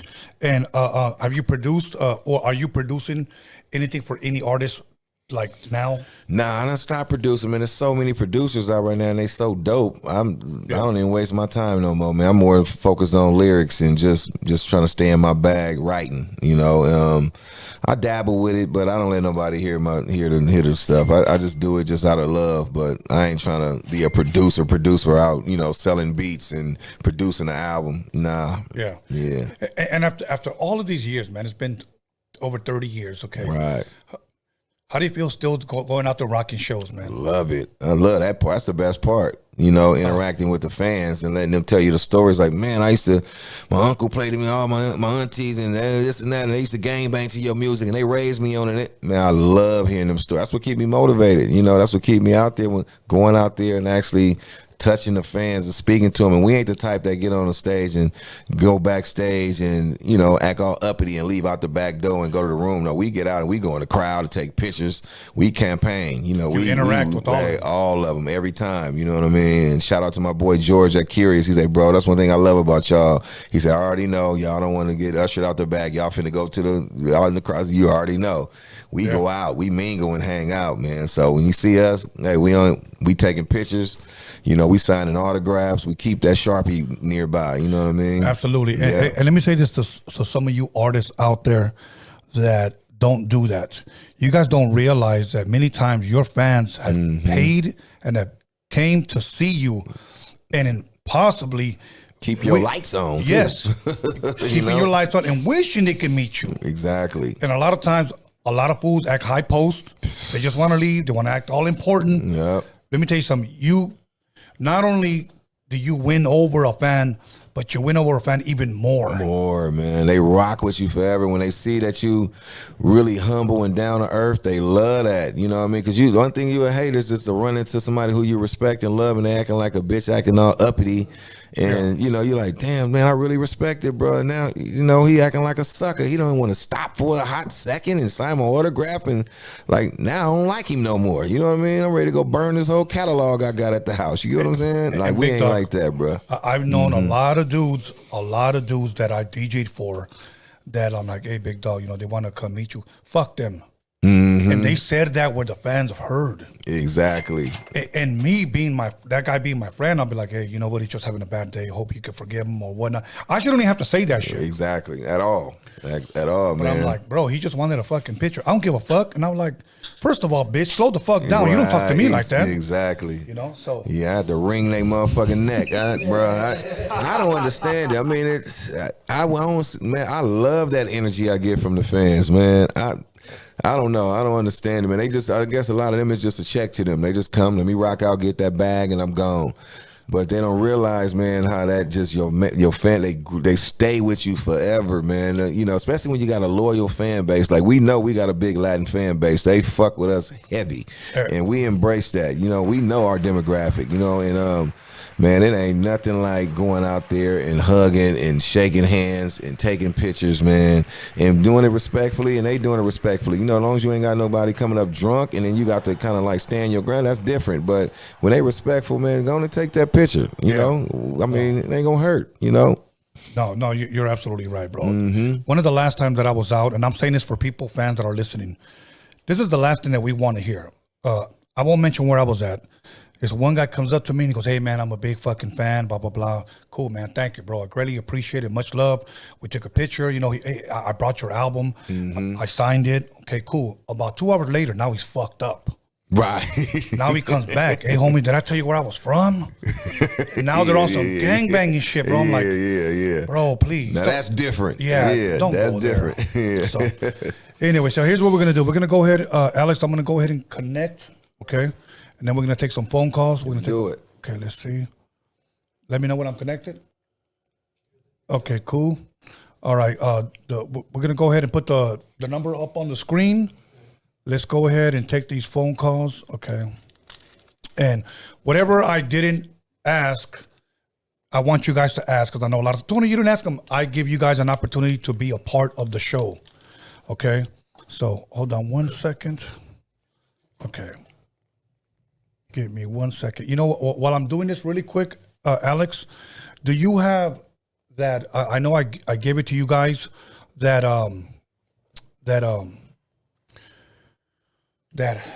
commercial, that Cal Dental. Remember the one with the game on there? Do you have that? If you could find it, because I want to play it at the very end. Can you do that for me? Yeah. Okay. Just give me 1 second, guys. Let me see. I'm setting this up. Okay, cool. I should be getting that, and you guys could be able to call in 1 second. I don't know why my phone decided to trip, but I'm fixing it for you guys, so give me 1 second. Okay. Okay, we're good. The calls can start pouring in, so as soon as you guys get a chance, go ahead and call in. Okay. Okay, there we go. We can put these headphones on now. Okay. All right. Thank you guys for your patience. Once again, go ahead and call in. If you guys have any questions for Black Sea, call her your name and where are you calling from? Yo, Poncho Pacheco from San Ho. What's up, my bro, from San Ho? What's good? Chilling, man. Just watching you guys. You want to say what's up to Black Sea, homeboy? What's up with you, man? Chilling, man. I met you over at FTC For a couple sure. years ago when you had the it was like the 20-year anniversary or some shit. Right. 25th, we released the Lesser to Be Learned shirts and everything, huh? And that skateboards. Yeah. Right. Yeah. You fuck with skateboarding tough too. You know how that shit goes. Of course. Yeah. No, they fuck with me, man. And so I had to. It was only right. Yeah, it's just crazy. I tried to call when Yuckman was out there too, and fucking can't believe I actually got through. All good, bro. You're the first caller. But Oh, no shit. That's right. I'm watching you guys right now. I had to mute the shit because I know you be talking shit to everybody, talking about, hey, Playboy, mute your shit. All yeah, good. and it wasn't even actually me. My balls were the ones that made the call because you always be talking that shit. If you got the balls, make the call. That's right. That's what I've been telling people. All good, my brother. Yeah, and and Tony, you should hook up Norby with the fucking wifey sponsor since you be eating Taco Bell all the time. A wifey sponsor? Okay. Yeah, we'll be going live Sunday, Yeah, so we'll hook them up. Fucking with that Taco Bell. Hell yeah. Stop fucking with that Taco Bell, homie. Nah, but I'll keep it short. Fucking mucho gusto, homeboy. Black Likewise, my bro. Much love, homeboy. Much love, keep much doing love. that shit. That slap with you and Desi Hollow. Woo! Yeah, my house, man. My house, yes, sir. Yeah, hell yeah. Appreciate that, hey, man. Tony. Yes, sir. Tony, you never produced that track for Desi Hollow either. Well, Desi Hollow acts like he don't know me no more, and he's been here twice. So I gave him his first interview. So, Desi, if you're watching, get at me, homie. The Low Rider Super Show in Arizona or some shit. No, all good, my bro. All good. Thank you for calling in, bro. All right, y'all. Much love. Appreciate y'all be smooth. You too, bro. Mucho gusto. Peace. Okay, let's go. We missed about 7 phone calls. I like to try to have people call in, ask your question, be mindful of the next caller, and he'll answer it. Mm-hmm. So, come on, guys. Let's go. Here we go. Caller, your name and where are you calling from? Lupe from Stockton. What's up, my bro from Stockton? How you doing? I'm doing all right, man. I was just calling to see about Black Sheep. You talk a little bit about Cougnet and J-Dog and how they interacted while they was doing work in the Bay Area, because I know that was part of their whole clique, right? Yeah. Nah, we always in TC studio, man. That was we all kind of like his like TC studio family. TC was like we considered him like the Dr. Dre in out there in Frisco. You know, he knew how to make them beats dope. But now Cougnet, man, he was a big influence on us, you know. When I was in Log Cabin, all I listened to was I'm Rolling and Scanless. And when we got out, man, he was one of the guys that showed me that we can do it independently. You know what I mean? Him, Huey MC, Too Short, 415, a lot of them guys is all a part of RBL, you know, NWA being number one, of course, but definitely IMP. You know, the Ill-Mannered Posse and them. And Dre Dog is, you know, that's family right now, you know. I just was talking to him the other day, man. We going to his symphony and stuff, man. That's family right there, for sure. That's right, man. Hey, big ups, man. I grew up on you and love the music, man. I'm going to keep pumping your stuff. Man, for sure. Much love. Thank you, bro. Okay, let's keep it pushing. We missed about 4 phone calls, so all you guys just continue to call, okay? I like these guys that just get to the questions. So much love, and I appreciate that. So let's go. Let's see who's this. Caller, your name and where are you calling from? Shit, what's up, Tony A? This is Big Tim, man, from South Texas, Rio Grande Valley, man. What's up, my brother from South Texas? How you doing? Yeah, man. I talked to you. Last time I talked to you was the Afro interview, man. Yes, right. That's right. When Afro was here, you're right. What's good, my bro? Hell yeah, bro. You, man, dude, you got one of the most underrated, one of the most legendary, baddest motherfuckers ever to touch the mic in the studio tonight. I'm so happy and I'm so honored, man, to be able to get in touch tonight with the legendary Black Caesar, man. Appreciate you, Black man. C, man. Appreciate you. Shout out to you, brother. Salute, my brother. Hey, appreciate you, man. That's motivation. That's what keep me going, man. You know, when I hear them type of comments. Hey, bro. Man. Oh, bro.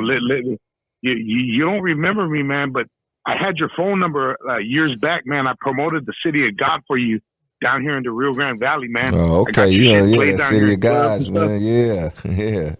Dude, that motherfucking rally around the block, bro. Yeah. That Steel Post sample, man. We flip. Yeah. God damn, bro. Motherfuckers don't even know, bro. That rally around the block, man. Get the fuck out of here, man. Appreciate you, dog. Hey, man, check out that Black album, man. Trust me, you won't be mad. Trust me. Well, Tony, I'm gonna keep it short, sweet, man. All I can say about the brother Black C, dude. how I discovered Black Caesar, man, from Frisco, Hunters Point, in South Texas, Rio Grande Valley, in the fucking barrio, bro, in the hood barrio, Mexicanos, SPM, all that shit. The way I found out about Black C and RBL Posse was, man, my cousin lived on this crack block, right? It was a gangster ass crack block. It was wild as fuck. It was wild as fuck. Check this shit out. But at the end of the block, these white boys moved in, right? And they were ghetto as fuck. They didn't give a fuck. They were as nigga as black nigga. They didn't give a fuck. They were some white boys, dude. They were crazy as fuck. They were crazy as fuck on the block, dude. Everybody was saying crack. Everybody was doing gangster shit. And these motherfuckers showed up one night, man. We were kind of like, we almost had a little funk with them. But, like, I don't know how we ended up with these cats. But one night we ended up with them, man. And we're drinking 40s and shit in the back of this alley. It was all gangster shit. And this motherfucker popped in a tape, bro. And it was fucking RBL Posse, A Lesson to Be Learned, man. Yeah. And I said, man, what the fuck is that? What the fuck is that? And these guys, I'll never forget this for the rest of my life, bro. These motherfuckers told me them cats. They were from Kalamazoo, Michigan. I had never heard Kalamazoo in my life. That sounds like a fucking Looney Tunes fucking location. Yeah. Michigan fucked with us heavy. That's dope. Dude, this was back in the, this was like 90-some, dude. And yeah, man, they were from Kalamazoo, Michigan. And they showed me a tape of you. And they told me, dude, that they listened to that tape for like fucking, I don't know how many hours for them to come from Michigan down to the Rio Grande Valley, dude. And so, Black C, man, I applaud you, my brother, dude. You're a fucking legend. You're a genius. You're underappreciated, my brother. All those accolades, man. And rest in peace to your loved ones, bro. Mr. C and Hitman. I've been hey, man, you fuck, bro. Hey, keep representing, man. I appreciate it, man. I appreciate the love and respect, man. Definitely keep representing and spread the word, man. That's all you can do, man. As long as you spread the word, man, I'm gonna keep pumping them out. Absolutely. Thank you, caller. Appreciate you, homie. Hello? Caller. Man. Shout out, brother. All right, brother. Thank you. Whatever. I'm not sure what happened, but thank you. Make sure you guys pick up the new album. Yes, sir. The new book, RBLPosse.com, you said? Yeah, RBLPosse.com. Keep it real simple, and everything there. Merchandise, man, the new book, the new album. Everything is there. That's where all you need right there. Caller, your name or where are you calling from? So it's the homie Kiki from the city of Escondido. What's up, my brother? How you doing, man? You know what? Can I offer you one of these margaritas? Yeah. Alex, can you get him one of these and a cup, please? What's good, bro? You got a question? Hey, good. Nah, man. I just want to give this man his props, too, because his music has fucking set the mood for like a lot of late night creeps and shit, or just to fucking get the mood right, homie. Yeah. That'll work, man. I just want to say, I was heartbroken when you said fucking Bounce to This was just a whatever track, but see, fucking much props to you and working shit. Nah, it set it off. It set it off, man. Like I said, I just didn't think it was better than Bluebird. I was so set on Bluebird, man. That's all that was.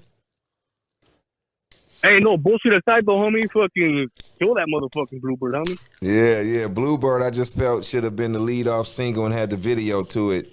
But you know how the labels work. They like Bounce to This. It just sound more like a clubby type song. So, that's all that was, man. But nah, like I told him, it wouldn't have made the album. It wouldn't have been the first track on the album if I didn't like it, because I arranged that whole album. I put everything together, song order, everything, So if I didn't care for it, it probably would have been way at the back end of the CD, So, but, like I said, I was so set on that Bluebird, man. I was a little pissed, that's all.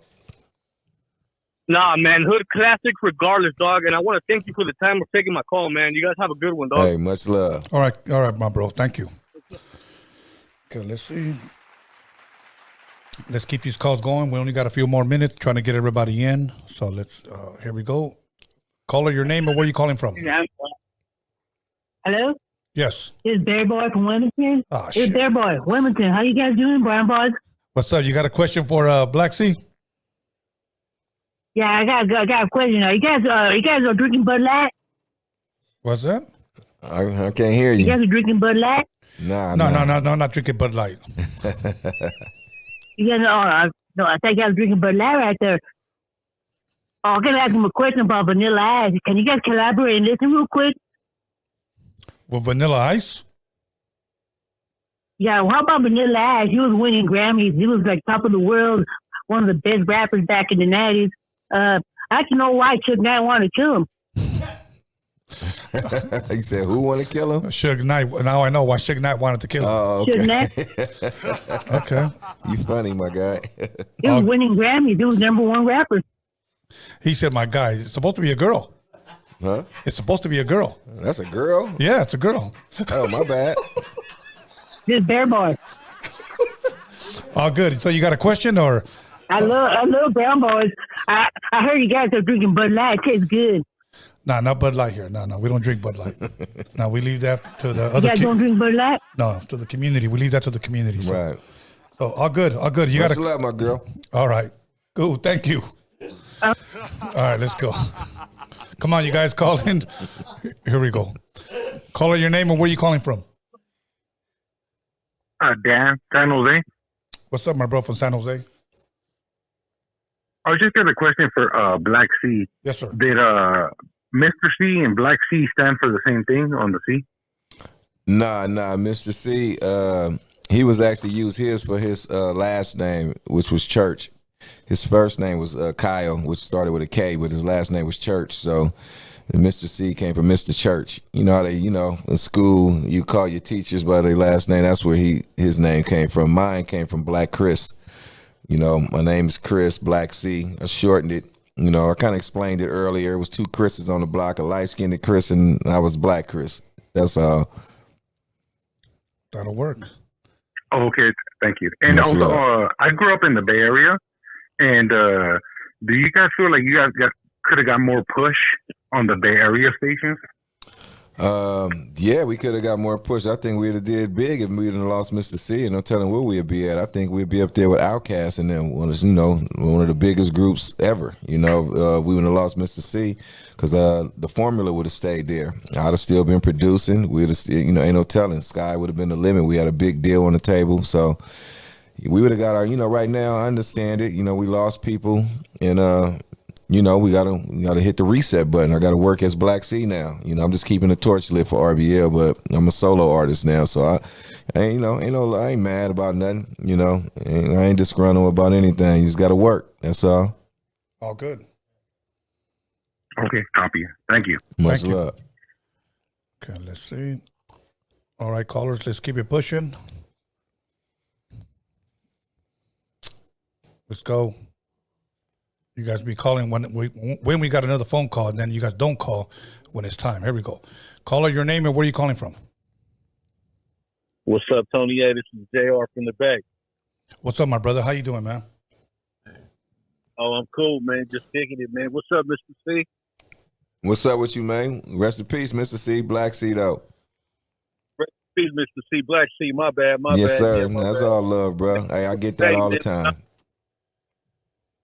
Yeah, but I'm from the Bay, man, and I'm out here. I'm always listening to Roadium Radio, but I have to tune in and call in and give you your props, man.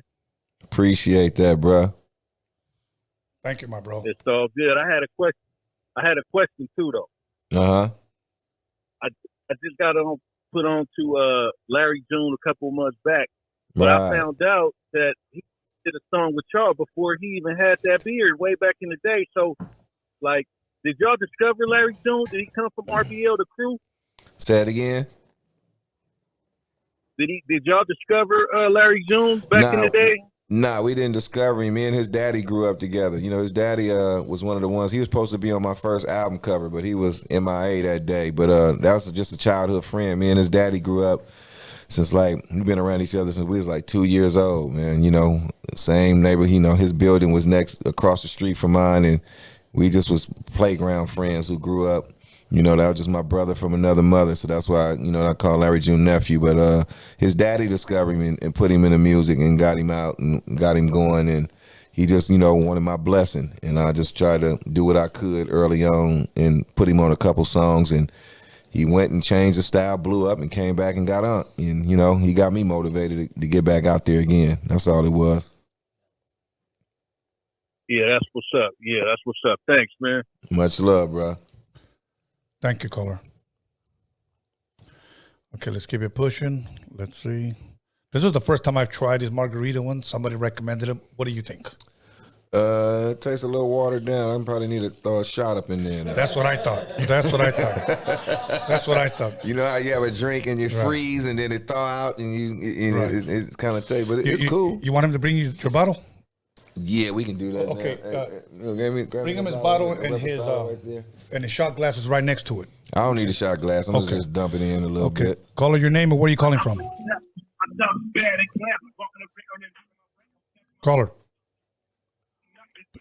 Caller, turn on your television. Oh, he hung up. Sound like I heard Sally Cell playing. All right, let's keep it pushing, you guys. Let me see. I thought it was missing like the sweetness.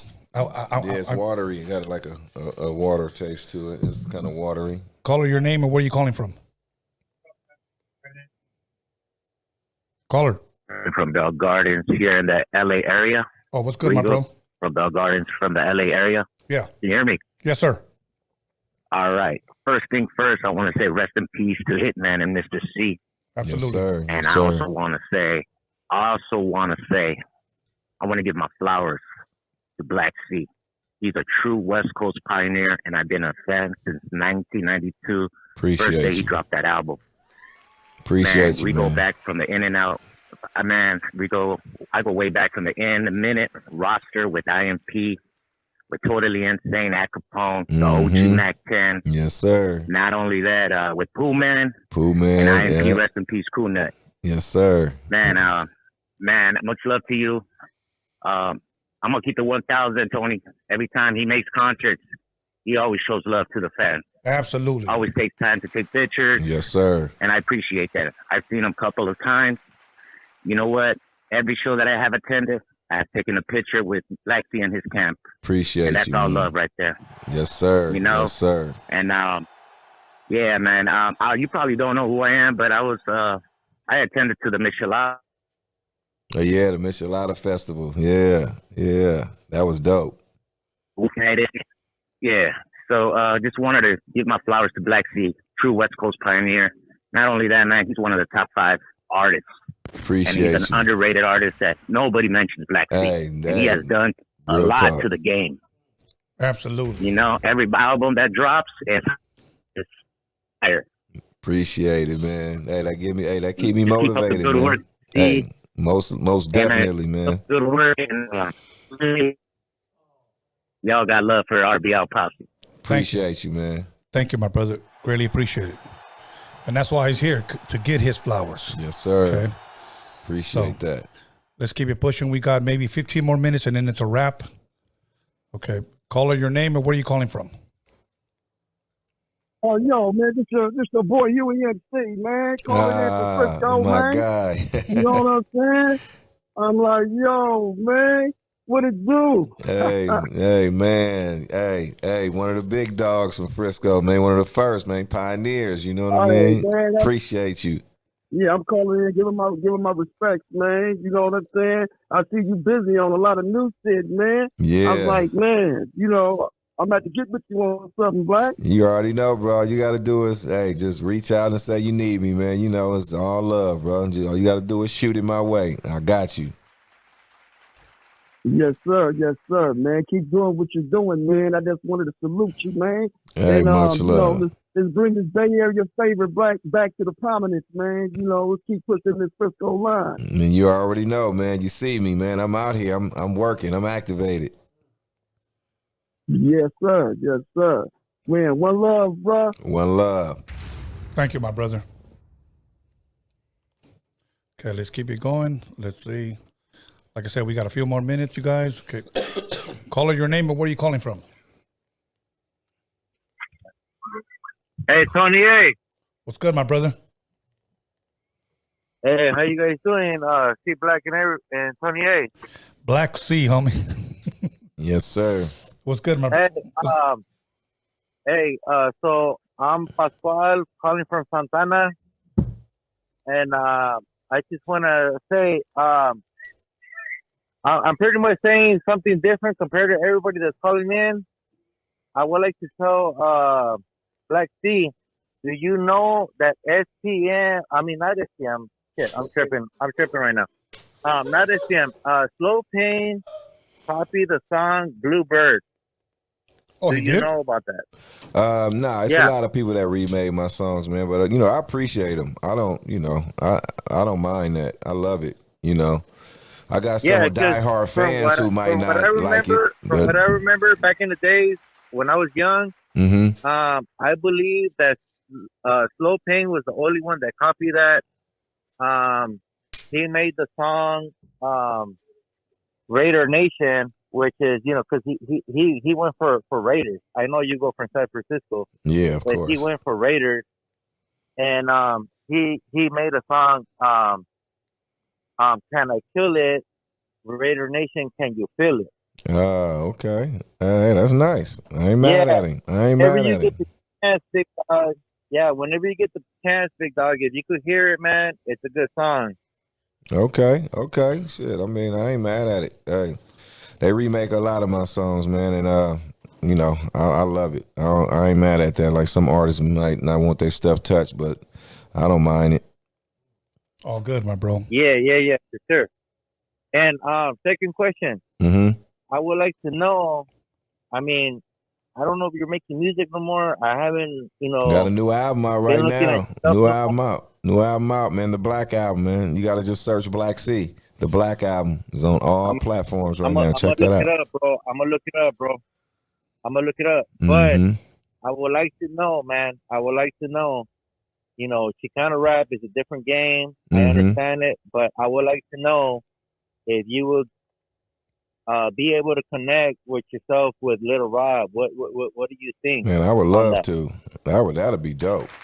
That'd be dope. We did a show together. Me, him, and Big Hutch from Above the Law had a show out here at Original Mike's out in the OC. We was together at it. We did a nice little show. Shit, you know what's up, homie. You know what's up. Yeah, we rocked it, man. Me, him, it was Lil Blackie, Lil Rob.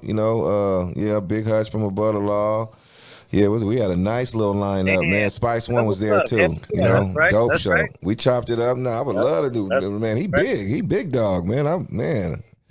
Ask him when he do a song with me. What you mean when I do one? Ask him when he do one with me. I would love to collab and get us one going on, man. Of course. That'll be dope. If he hit me up, we gonna do that instantly. Yeah. For sure, homie. Much love, man. Much love. Hey, if Little Rob is hearing this, Little Rob, get us a homie, man. Let's make it happen, Little Rob. Let's make it happen. All the fans out there, tap into Little Rob IG and everything. Tell him, man, get a Black Sea collabo going. Let's do it. Hell yeah. For sure, homie. For sure. Hey, Tony A, if you hear me. What's that? Can we get Daz Dillinger on the show, homie?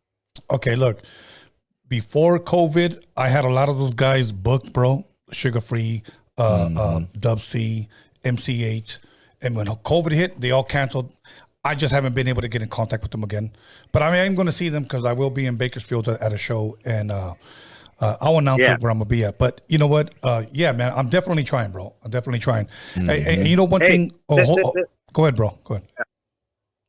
No, the reason, Tony, I'm sorry to cut you out, but the reason is because Daz Dillinger is a big hit on Tupac and a lot of people, and not just all these artists, but man, he was on my favorite artist, and you know about this, Tony, because I've always called and I've always told you about it.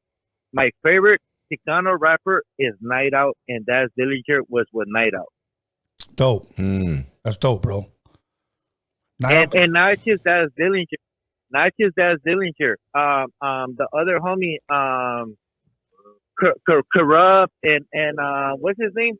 The homie that died that used to rap with Tupac. What's his name? Big Sight. Yeah. Part Big of thug Side, life. Daz Dillinger, and all them rap with Night Out. And I gotta say, he's the only Chicano rapper that did it with the real homies that rap with Tupac, homie. I just have to put that in the world out there. Thank you, Straight up. Thank you, my bro. I greatly appreciate you sharing that, bro. Because Tony A, I'm a big fan of Night Out. I don't care that he got slapped and all this bullshit and everything he went through. You had to say he's a real fucking rapper to me. He's a real West Coast rapper to me. Yeah, he can spit, bro. All good, Carnal. Thank you for sharing that, homie. Yeah. And hey, both of you, much love and respect, man, Much that you love. guys are on tonight, man. Big Appreciate time. it. Big love, homie. Absolutely. Gracias, Carnal. Yup. And hey, I just want to say, from Georgia to California, much love, homie. Much love. Much fucking love. Thank you, Carnal. Okay, let's go. Next caller. Yep, let's do it. So we got They about coming in. Let's do it. Yeah, we got about 10 more minutes tops. Okay, let's see. Caller, your name or where are you calling from? Yo. Yes, caller, your name or where are you calling It's from? Yo, it's Chris from the 925 Bay Area. I just want to say to Tony, big shout out. Much love bringing out the Bay Area legends on your podcast. Absolutely. Yes, sir.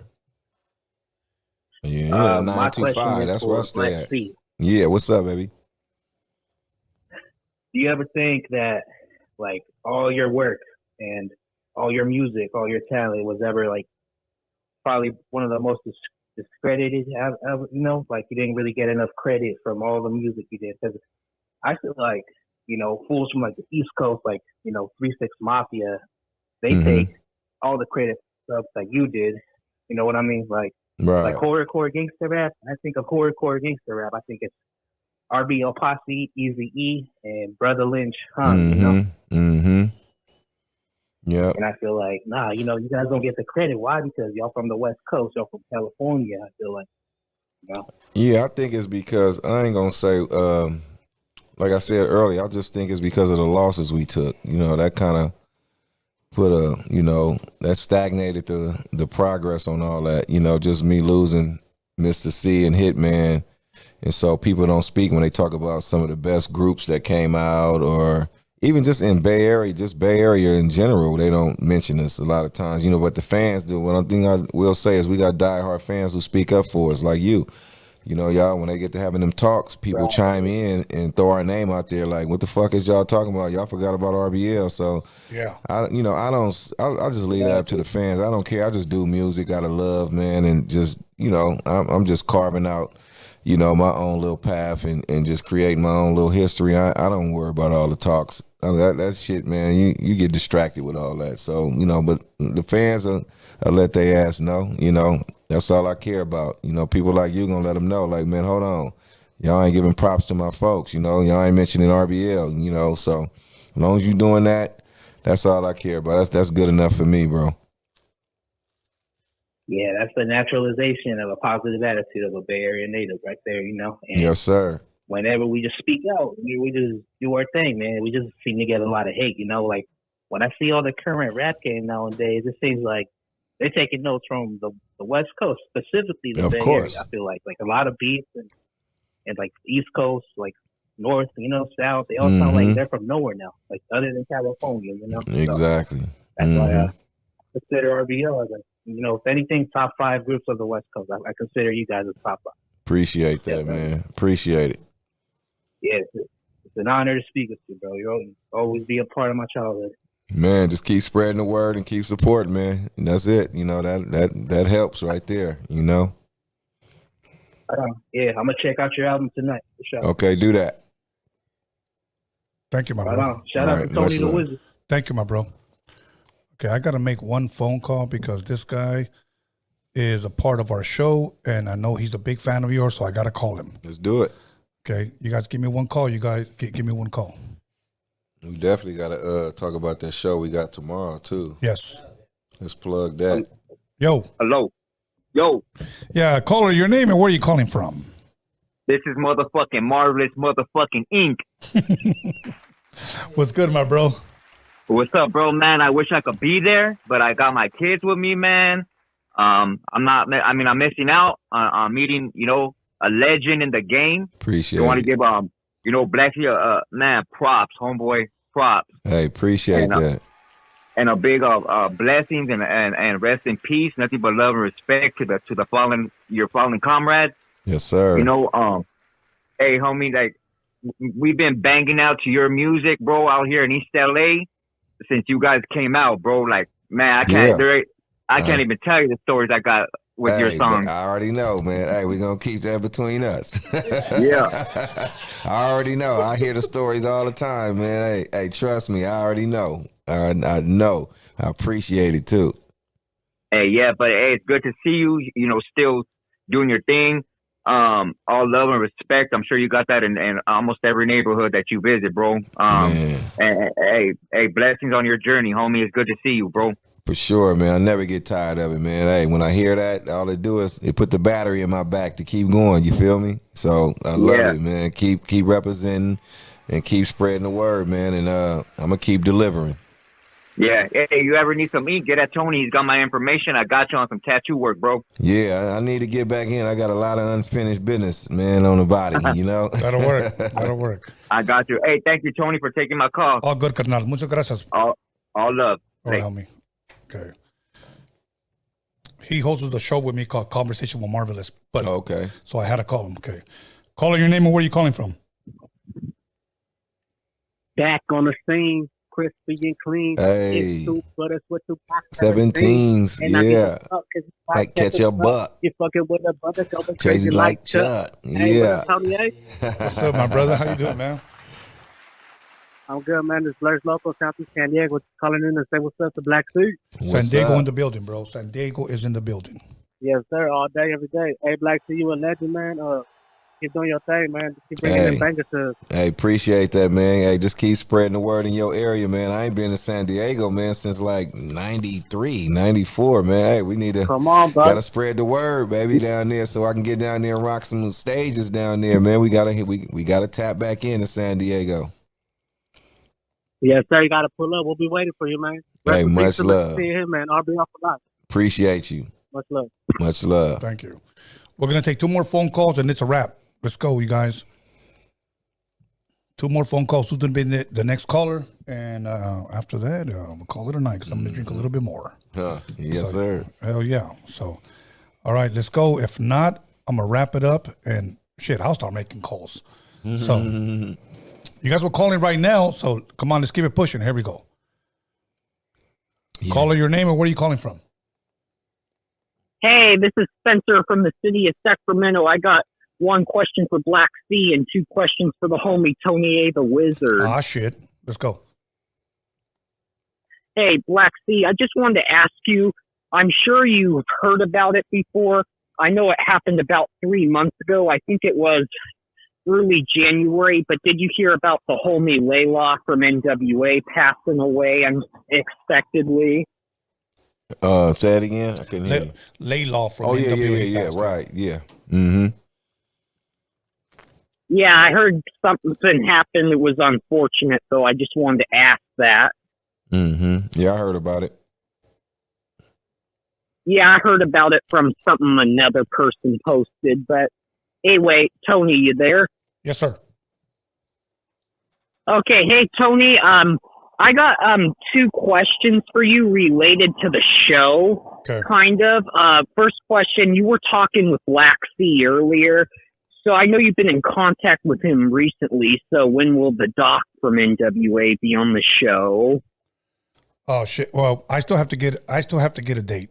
So, but believe me, I'm trying really hard. I'm trying really hard. I'm gonna tell you this: not only for the fans, but for me. Right. You know what I'm saying? Yeah, exactly. But for me, that's a must. Yeah, I'm trying really, really fucking hard. That's the bucket list right there. And I'm going to tell you why I'm trying really hard, because he also has a documentary coming out, and he's trying to promote it. And what great way to come on the podcast, talk about it. He gonna make his rounds. Yes. Yeah. So you know what? Just stay tuned, my brother. And you know what? I give all my members exclusive first news. So become a member, bro.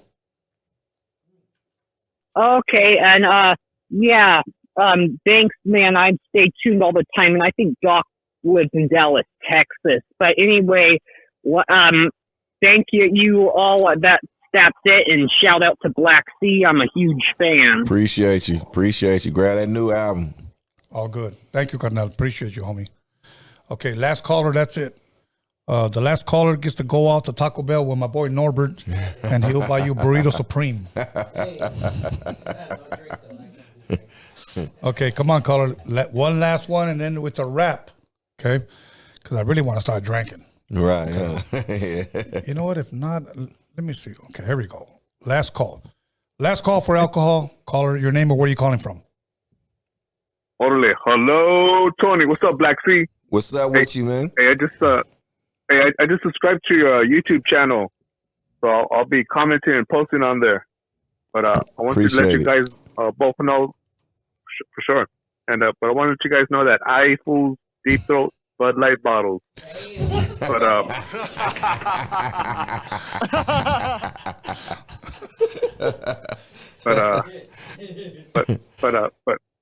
But Black Sea, you know, in order to come up with this creativity of the universe, sometimes I'll either go for a long walk, I'll drink something, or I'll smoke some.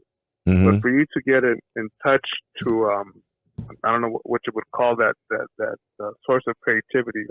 What do you do? Do you sit down, go for a walk, or smoke some? And if you do smoke some, what strain do you like? Nah, I don't smoke anything. I like getting on the highway. Like even when I'm creating raps.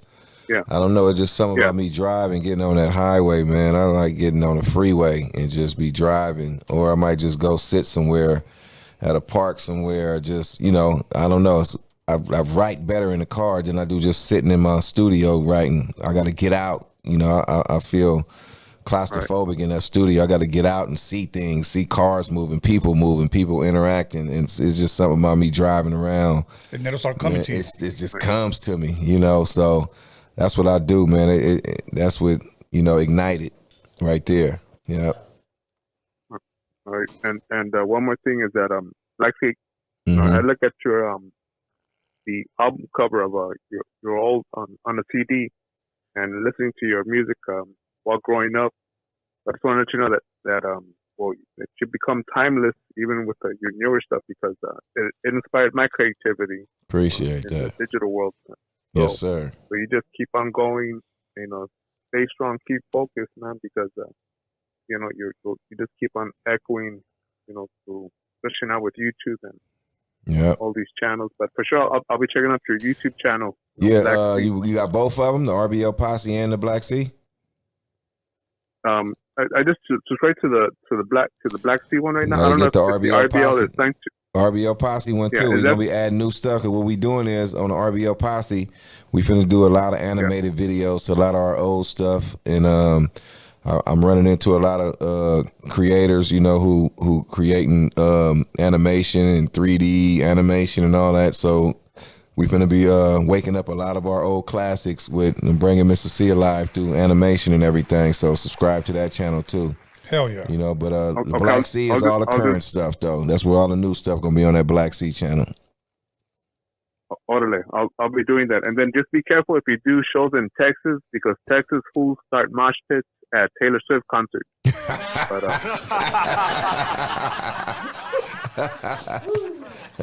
all good. Thank you, my brother. All right. Thank you. Okay. He said mosh pits at Taylor Swift concerts. Okay, I gotta do food for that one. Okay, let me see one more. Okay, one more. Okay, Fred, this was for you, so you better pick up, homie. Okay, because you were calling several times. Last call right here. Definitely last call. Fred, I got Black Sea on the phone. What's good, my bro? You've been calling. I called you back, carnal, because you're a faithful follower. Much love, much respect. Go ahead and hit him with your question. Thank you, my brother. Thank you for that. Hey, respect to both of you gentlemen. Black Sea. Yes, sir. My condolences and ultimate respect for Mr. C, Hitman, Kuna and D-Mac. Yes, sir. That was with, I got to meet Kuna like a week or 2 weeks before all that happened. But I want to congratulate you, man. I didn't know you had a new album out. Yes. Black New so album I'm gonna have and to book. get on that. New album and book. Okay. Yes. Right on. And I did want to mention, bro, back in the day in the 90s, I raised two of my nephews on my own as a single man, bro. I raised two of them, right? They were small. Man, that's love. Thank you, my brother. And took care of my mom, bro. So, it is what it is. But they're in their mid-30s now, man. But when they were kids, I used to do this to them. I used to go, there's a bluebird on my shoulder, and then it was funny, bro. They'd be like, can I kill it? And with little, you know what I mean? So they grew up with that kind of stuff. Hey, ain't nothing wrong with that. Like I said, that was actually a childhood game. I got that from a childhood game. That was hide and seek. You keep on yelling, there's a bluebird on my shoulder, can I kill it? And while people running and hiding, they say, no, you can't kill it until they hide. And once you say, is it a bluebird on my shoulder, can I kill it? Nobody say anything. That means go out and find everybody. So it's a childhood game. So, that's a hide and seek game. Yeah, I just got it from that. Hey, man, one more thing I wanted to tell you, man, on the 70s baby. Yeah, 70s baby. 70s baby, bro. You know what, bro? The Best Believe. Best Believe. The first song. That's my one, that man. Just hit me, dog. That hit me like, damn, bro. Like, appreciate you for that. That's one of my favorite albums, man.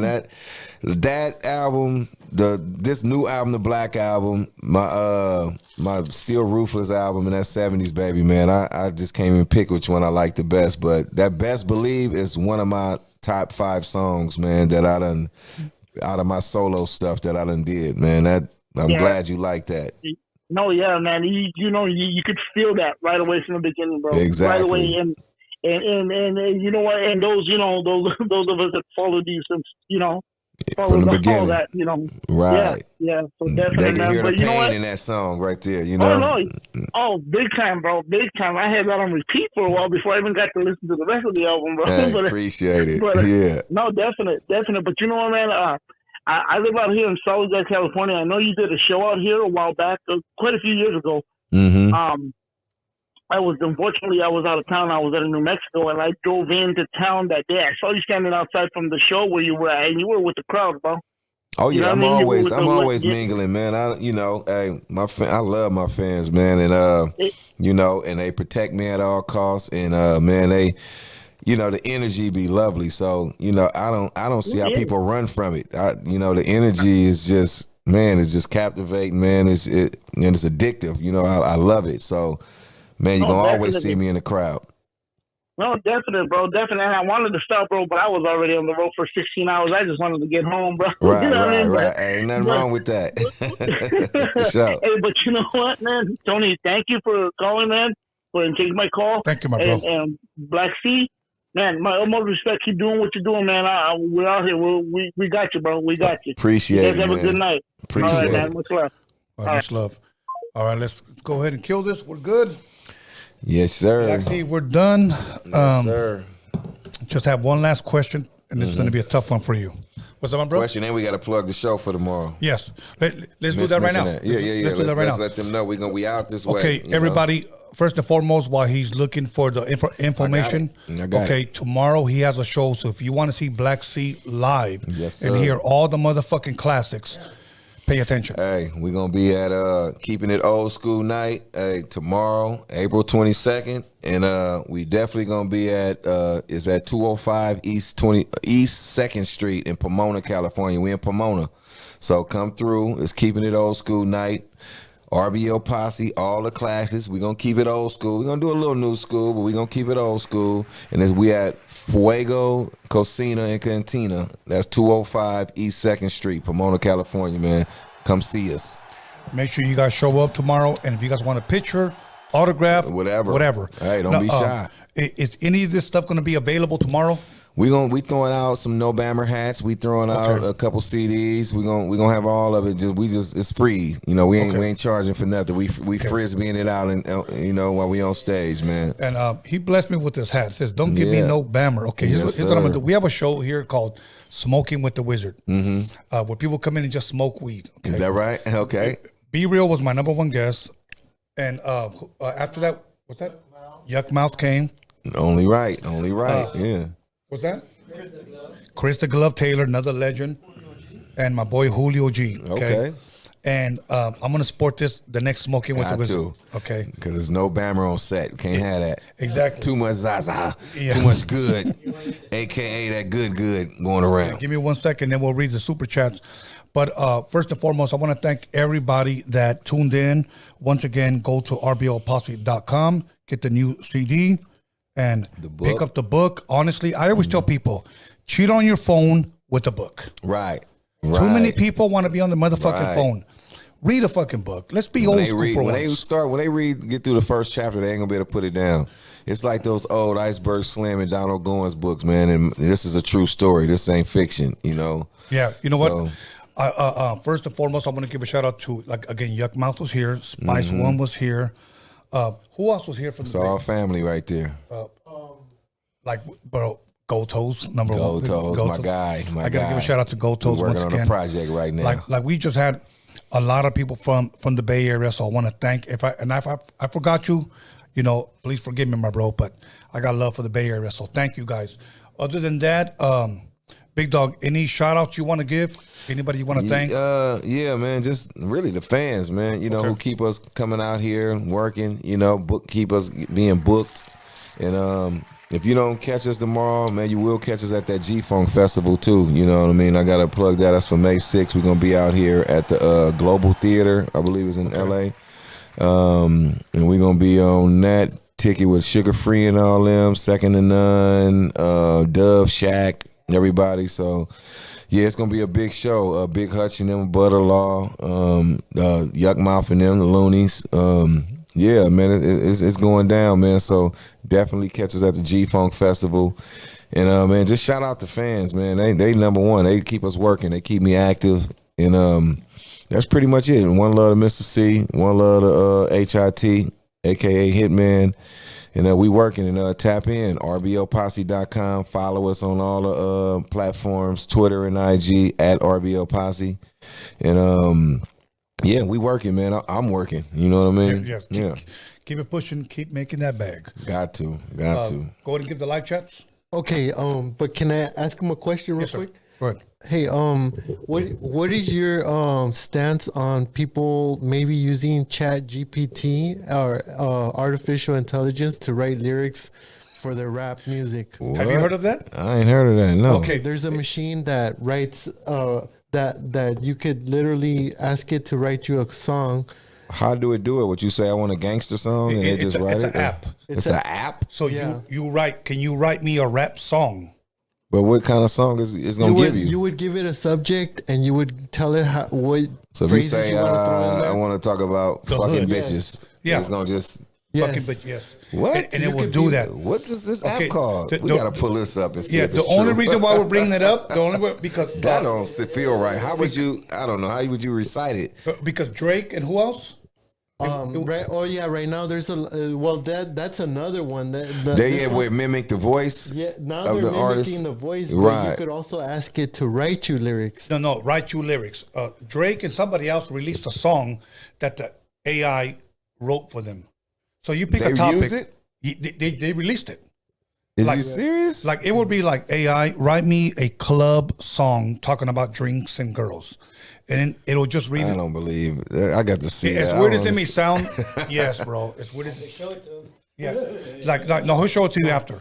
But what? It got, bro. Now they cheating now, so it's nobody. It's nothing authentic no more. I think Drake has his lawyers on top of it right now, like trying to. Well, the one that is copying his voice. Yeah. Because I seen the Jay-Z one. It sounded like an old school Jay-Z from the '90s, like Right. Yeah, that's the same app. Pretty much the same app. Well, I don't know what app they're using. It's artificial intelligence. Actually. Yeah. Right. Today releasing equipment they need to put no talent required. Right, exactly. That's what I mean. Even now, I mean, I understand technology. Everything is good, but like how they can take now. You can make instrumentals. You can just like DJ Fresh. We got our Lesson to Be Learned album is out in stores right now. It's called Refresh. DJ Fresh took our lyrics. I never had instrumentals to my first album because we was on 1/2-inch reels and right. Emax keyboard, and we needed the 1/2-inch reel. It was so much stuff we needed that was outdated that we couldn't find to actually pull up and do instrumentals, so I can perform instrumentals in shows. So he was able to strip my vocals out and make acapellas. I don't know how he was able to do it, but he was able to strip and make instrumentals. He was able to mute my voice and have Bama Weed or Lesson to Be Learned instrumentals, or he can make them acapellas. I was like, what the hell? And he made a whole album that we actually dropped on new, like, updated beats or whatever. See, but that's when it benefits people like yourself and people like myself. But when you got, I don't want to talk artificial intelligence writing for you. I don't want to talk shit. You got a new booty rapper that takes your lyrics off. He has an AI writing lyrics for him, and he raps over your beat. Damn. So that's what I'm saying. Do it give you a sample? Do it rap it, or just give you lyrics? But it will write or just give you the lyrics, though. It will write it to you in that format. Like, you could ask it to write you in a Drake format or you could pick the. He'll give an example after. You'll see what we're talking about. I got to see it because this don't make no sense. Because I got so many questions on how it works. It don't. Right. So. My God. I like writing. I don't know. It's just I know. Even right now, I don't even like how people use the phones and be reading off their phones. And like, I still print out paper. I might print it out. Exactly. But I will type it in my computer and print it out and got to wrap it on paper. Like, I can't use my phone. It's all small and I don't know. It's different. I know. Man. Go for it, big dog. All right. I got just to let you know, I got an EP coming out. Yeah, all right. Go ahead. Isabel Castillo, I just want to say thank you and welcome to becoming a member today. Appreciate thank you, Isabel. Active Wars put a behind the scene emoji. Thank you very much. Isaiah Gardens of the Fourth Kind said Tank is going to drop Garcia in the 7th round. Okay. The G. Lou Show. Tomorrow. Shout out to the G. Lou Show. G. Lou Show. Thank you, G. Lou. Great interview. Much love and respect to the homie Black C. And shout out to Tony A and Roadium Radio. Avila family says, Fresno, cheers, bro. Isaiah Garden of the Fourth Kind also said, more men than women calling in again. Okay. And that is all. Okay, I want to say something to our members, and I hope you guys are listening. And what I'm going to do, I'm going to make a post about this, okay? All of our members that have joined, we have over 100 members, and I want to thank you guys for joining our membership. If you guys follow me on Instagram, on Tony A. The Wiz, and by the way, Black Sea, this is my 7th page. Mm-hmm. I've been on Instagram since 2018, and I haven't had a page longer than a year. Why? Were they canceled? Motherfuckers are fucking hating, and my shit gets deleted, bro. So were they reporting you or something? Yes, reporting my shit. And since, Instagram is just like an algorithm, shit just deletes, and Instagram has never brought my page back. What? So I've always, like, this page that I followed you on, I've only had it like for 3 months. Wow, because I see that's what it is when people say I lost my page at 50K or some followers. It's true, bro. Instagram is fucking bullshit. They want to charge you for a fucking blue check mark, but they won't give you your motherfucking page back when you fucking lose it. They don't even give you. Why they? Like, bro, you could be running a whole fucking business, and then somebody hates on your fucking page and they delete it. I'm wondering how many complaints they have to have. I know who it is. Cancel. That's just crazy that it just easily just delete it. So you just get on there and you go there and it's like, what? I can't sign in no more. Yeah, it just says your page has been disabled. What? Just like that, I'm like, what the fuck? Yeah, man. It's been terrible, man. bro. I done lose all that progress. That's so it's been terrible. So anyways, here's what I want to tell all my members that follow me on Tony A. The Wiz and show me at least a little screenshot that you became a member. And whenever I have a guest and I post a flyer ahead of time, okay, and you want me to call you so you can ask the artist a question, I will call you first before I open it up to anybody else. To me, that's members only. Okay, so we're gonna go ahead and do that. I'm gonna make a post about it so you guys can see it. If you're a member, DM me, follow me, and tell me, you know what? I'm a member. Here it is right here. I want to ask, Black C. I want to ask B-Real. I want to ask so-and-so a question. Call me. I'll do that. And that way you can get first dibs over everybody. So that's what I want to do for, my members. Other than that, Black C, thank you very much. Hey, man, thank you, man, for having me. For your CD. Yes, sir. Thank you for your book. Make sure you guys get this at rblposse.com. Make sure you guys get your merch. And I want to thank, once again, your team. And I want to thank my boy, Alex Cervantes Enterprise. He fixes all my cars. If you got a hoop that needs to be fixed, he could do it in the mix. Oh, man. Okay? He engineering and fixing cars? Everything, yeah.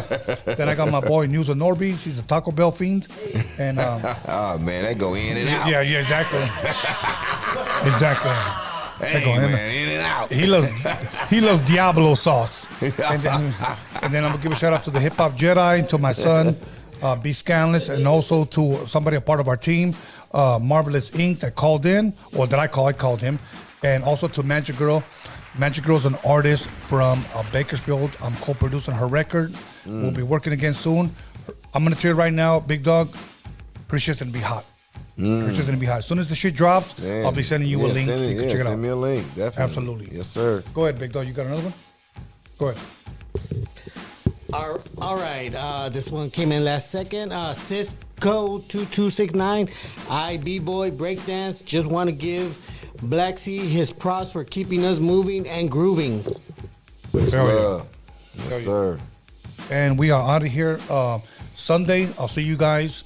And tomorrow, the Ryan Garcia, Tank Davis fight. Yes, sir. And once again, you know what? I'm going to go on a limb and say this. Choose the show over the... Or come after, because we watching that fight, yeah, too. Or come after. Going to the show after. Yeah. Come after and check it out. Because Definitely come through after that fight. Hopefully it ends fast so we can get the party in the rest of the night. Yeah, exactly. Start partying. You know what? I don't want... I'm going to give my prediction, okay? May the best man win. That's it. That's where I'm at with it, you know? I can't wait to see this. Absolutely. We out of here. Much love, respect. Thank you, guys. Hey, yo, I want to give a special shout out to Cal Dental USA. They taking dentistry to the next level. I'm wishing all the employees, a real, just safe quarantine, man, during this time. I know it's tough. But look, if you need a dentist from LA to the OC, they got you covered, man. Like Hustle Man would say, the marathon continues. You heard?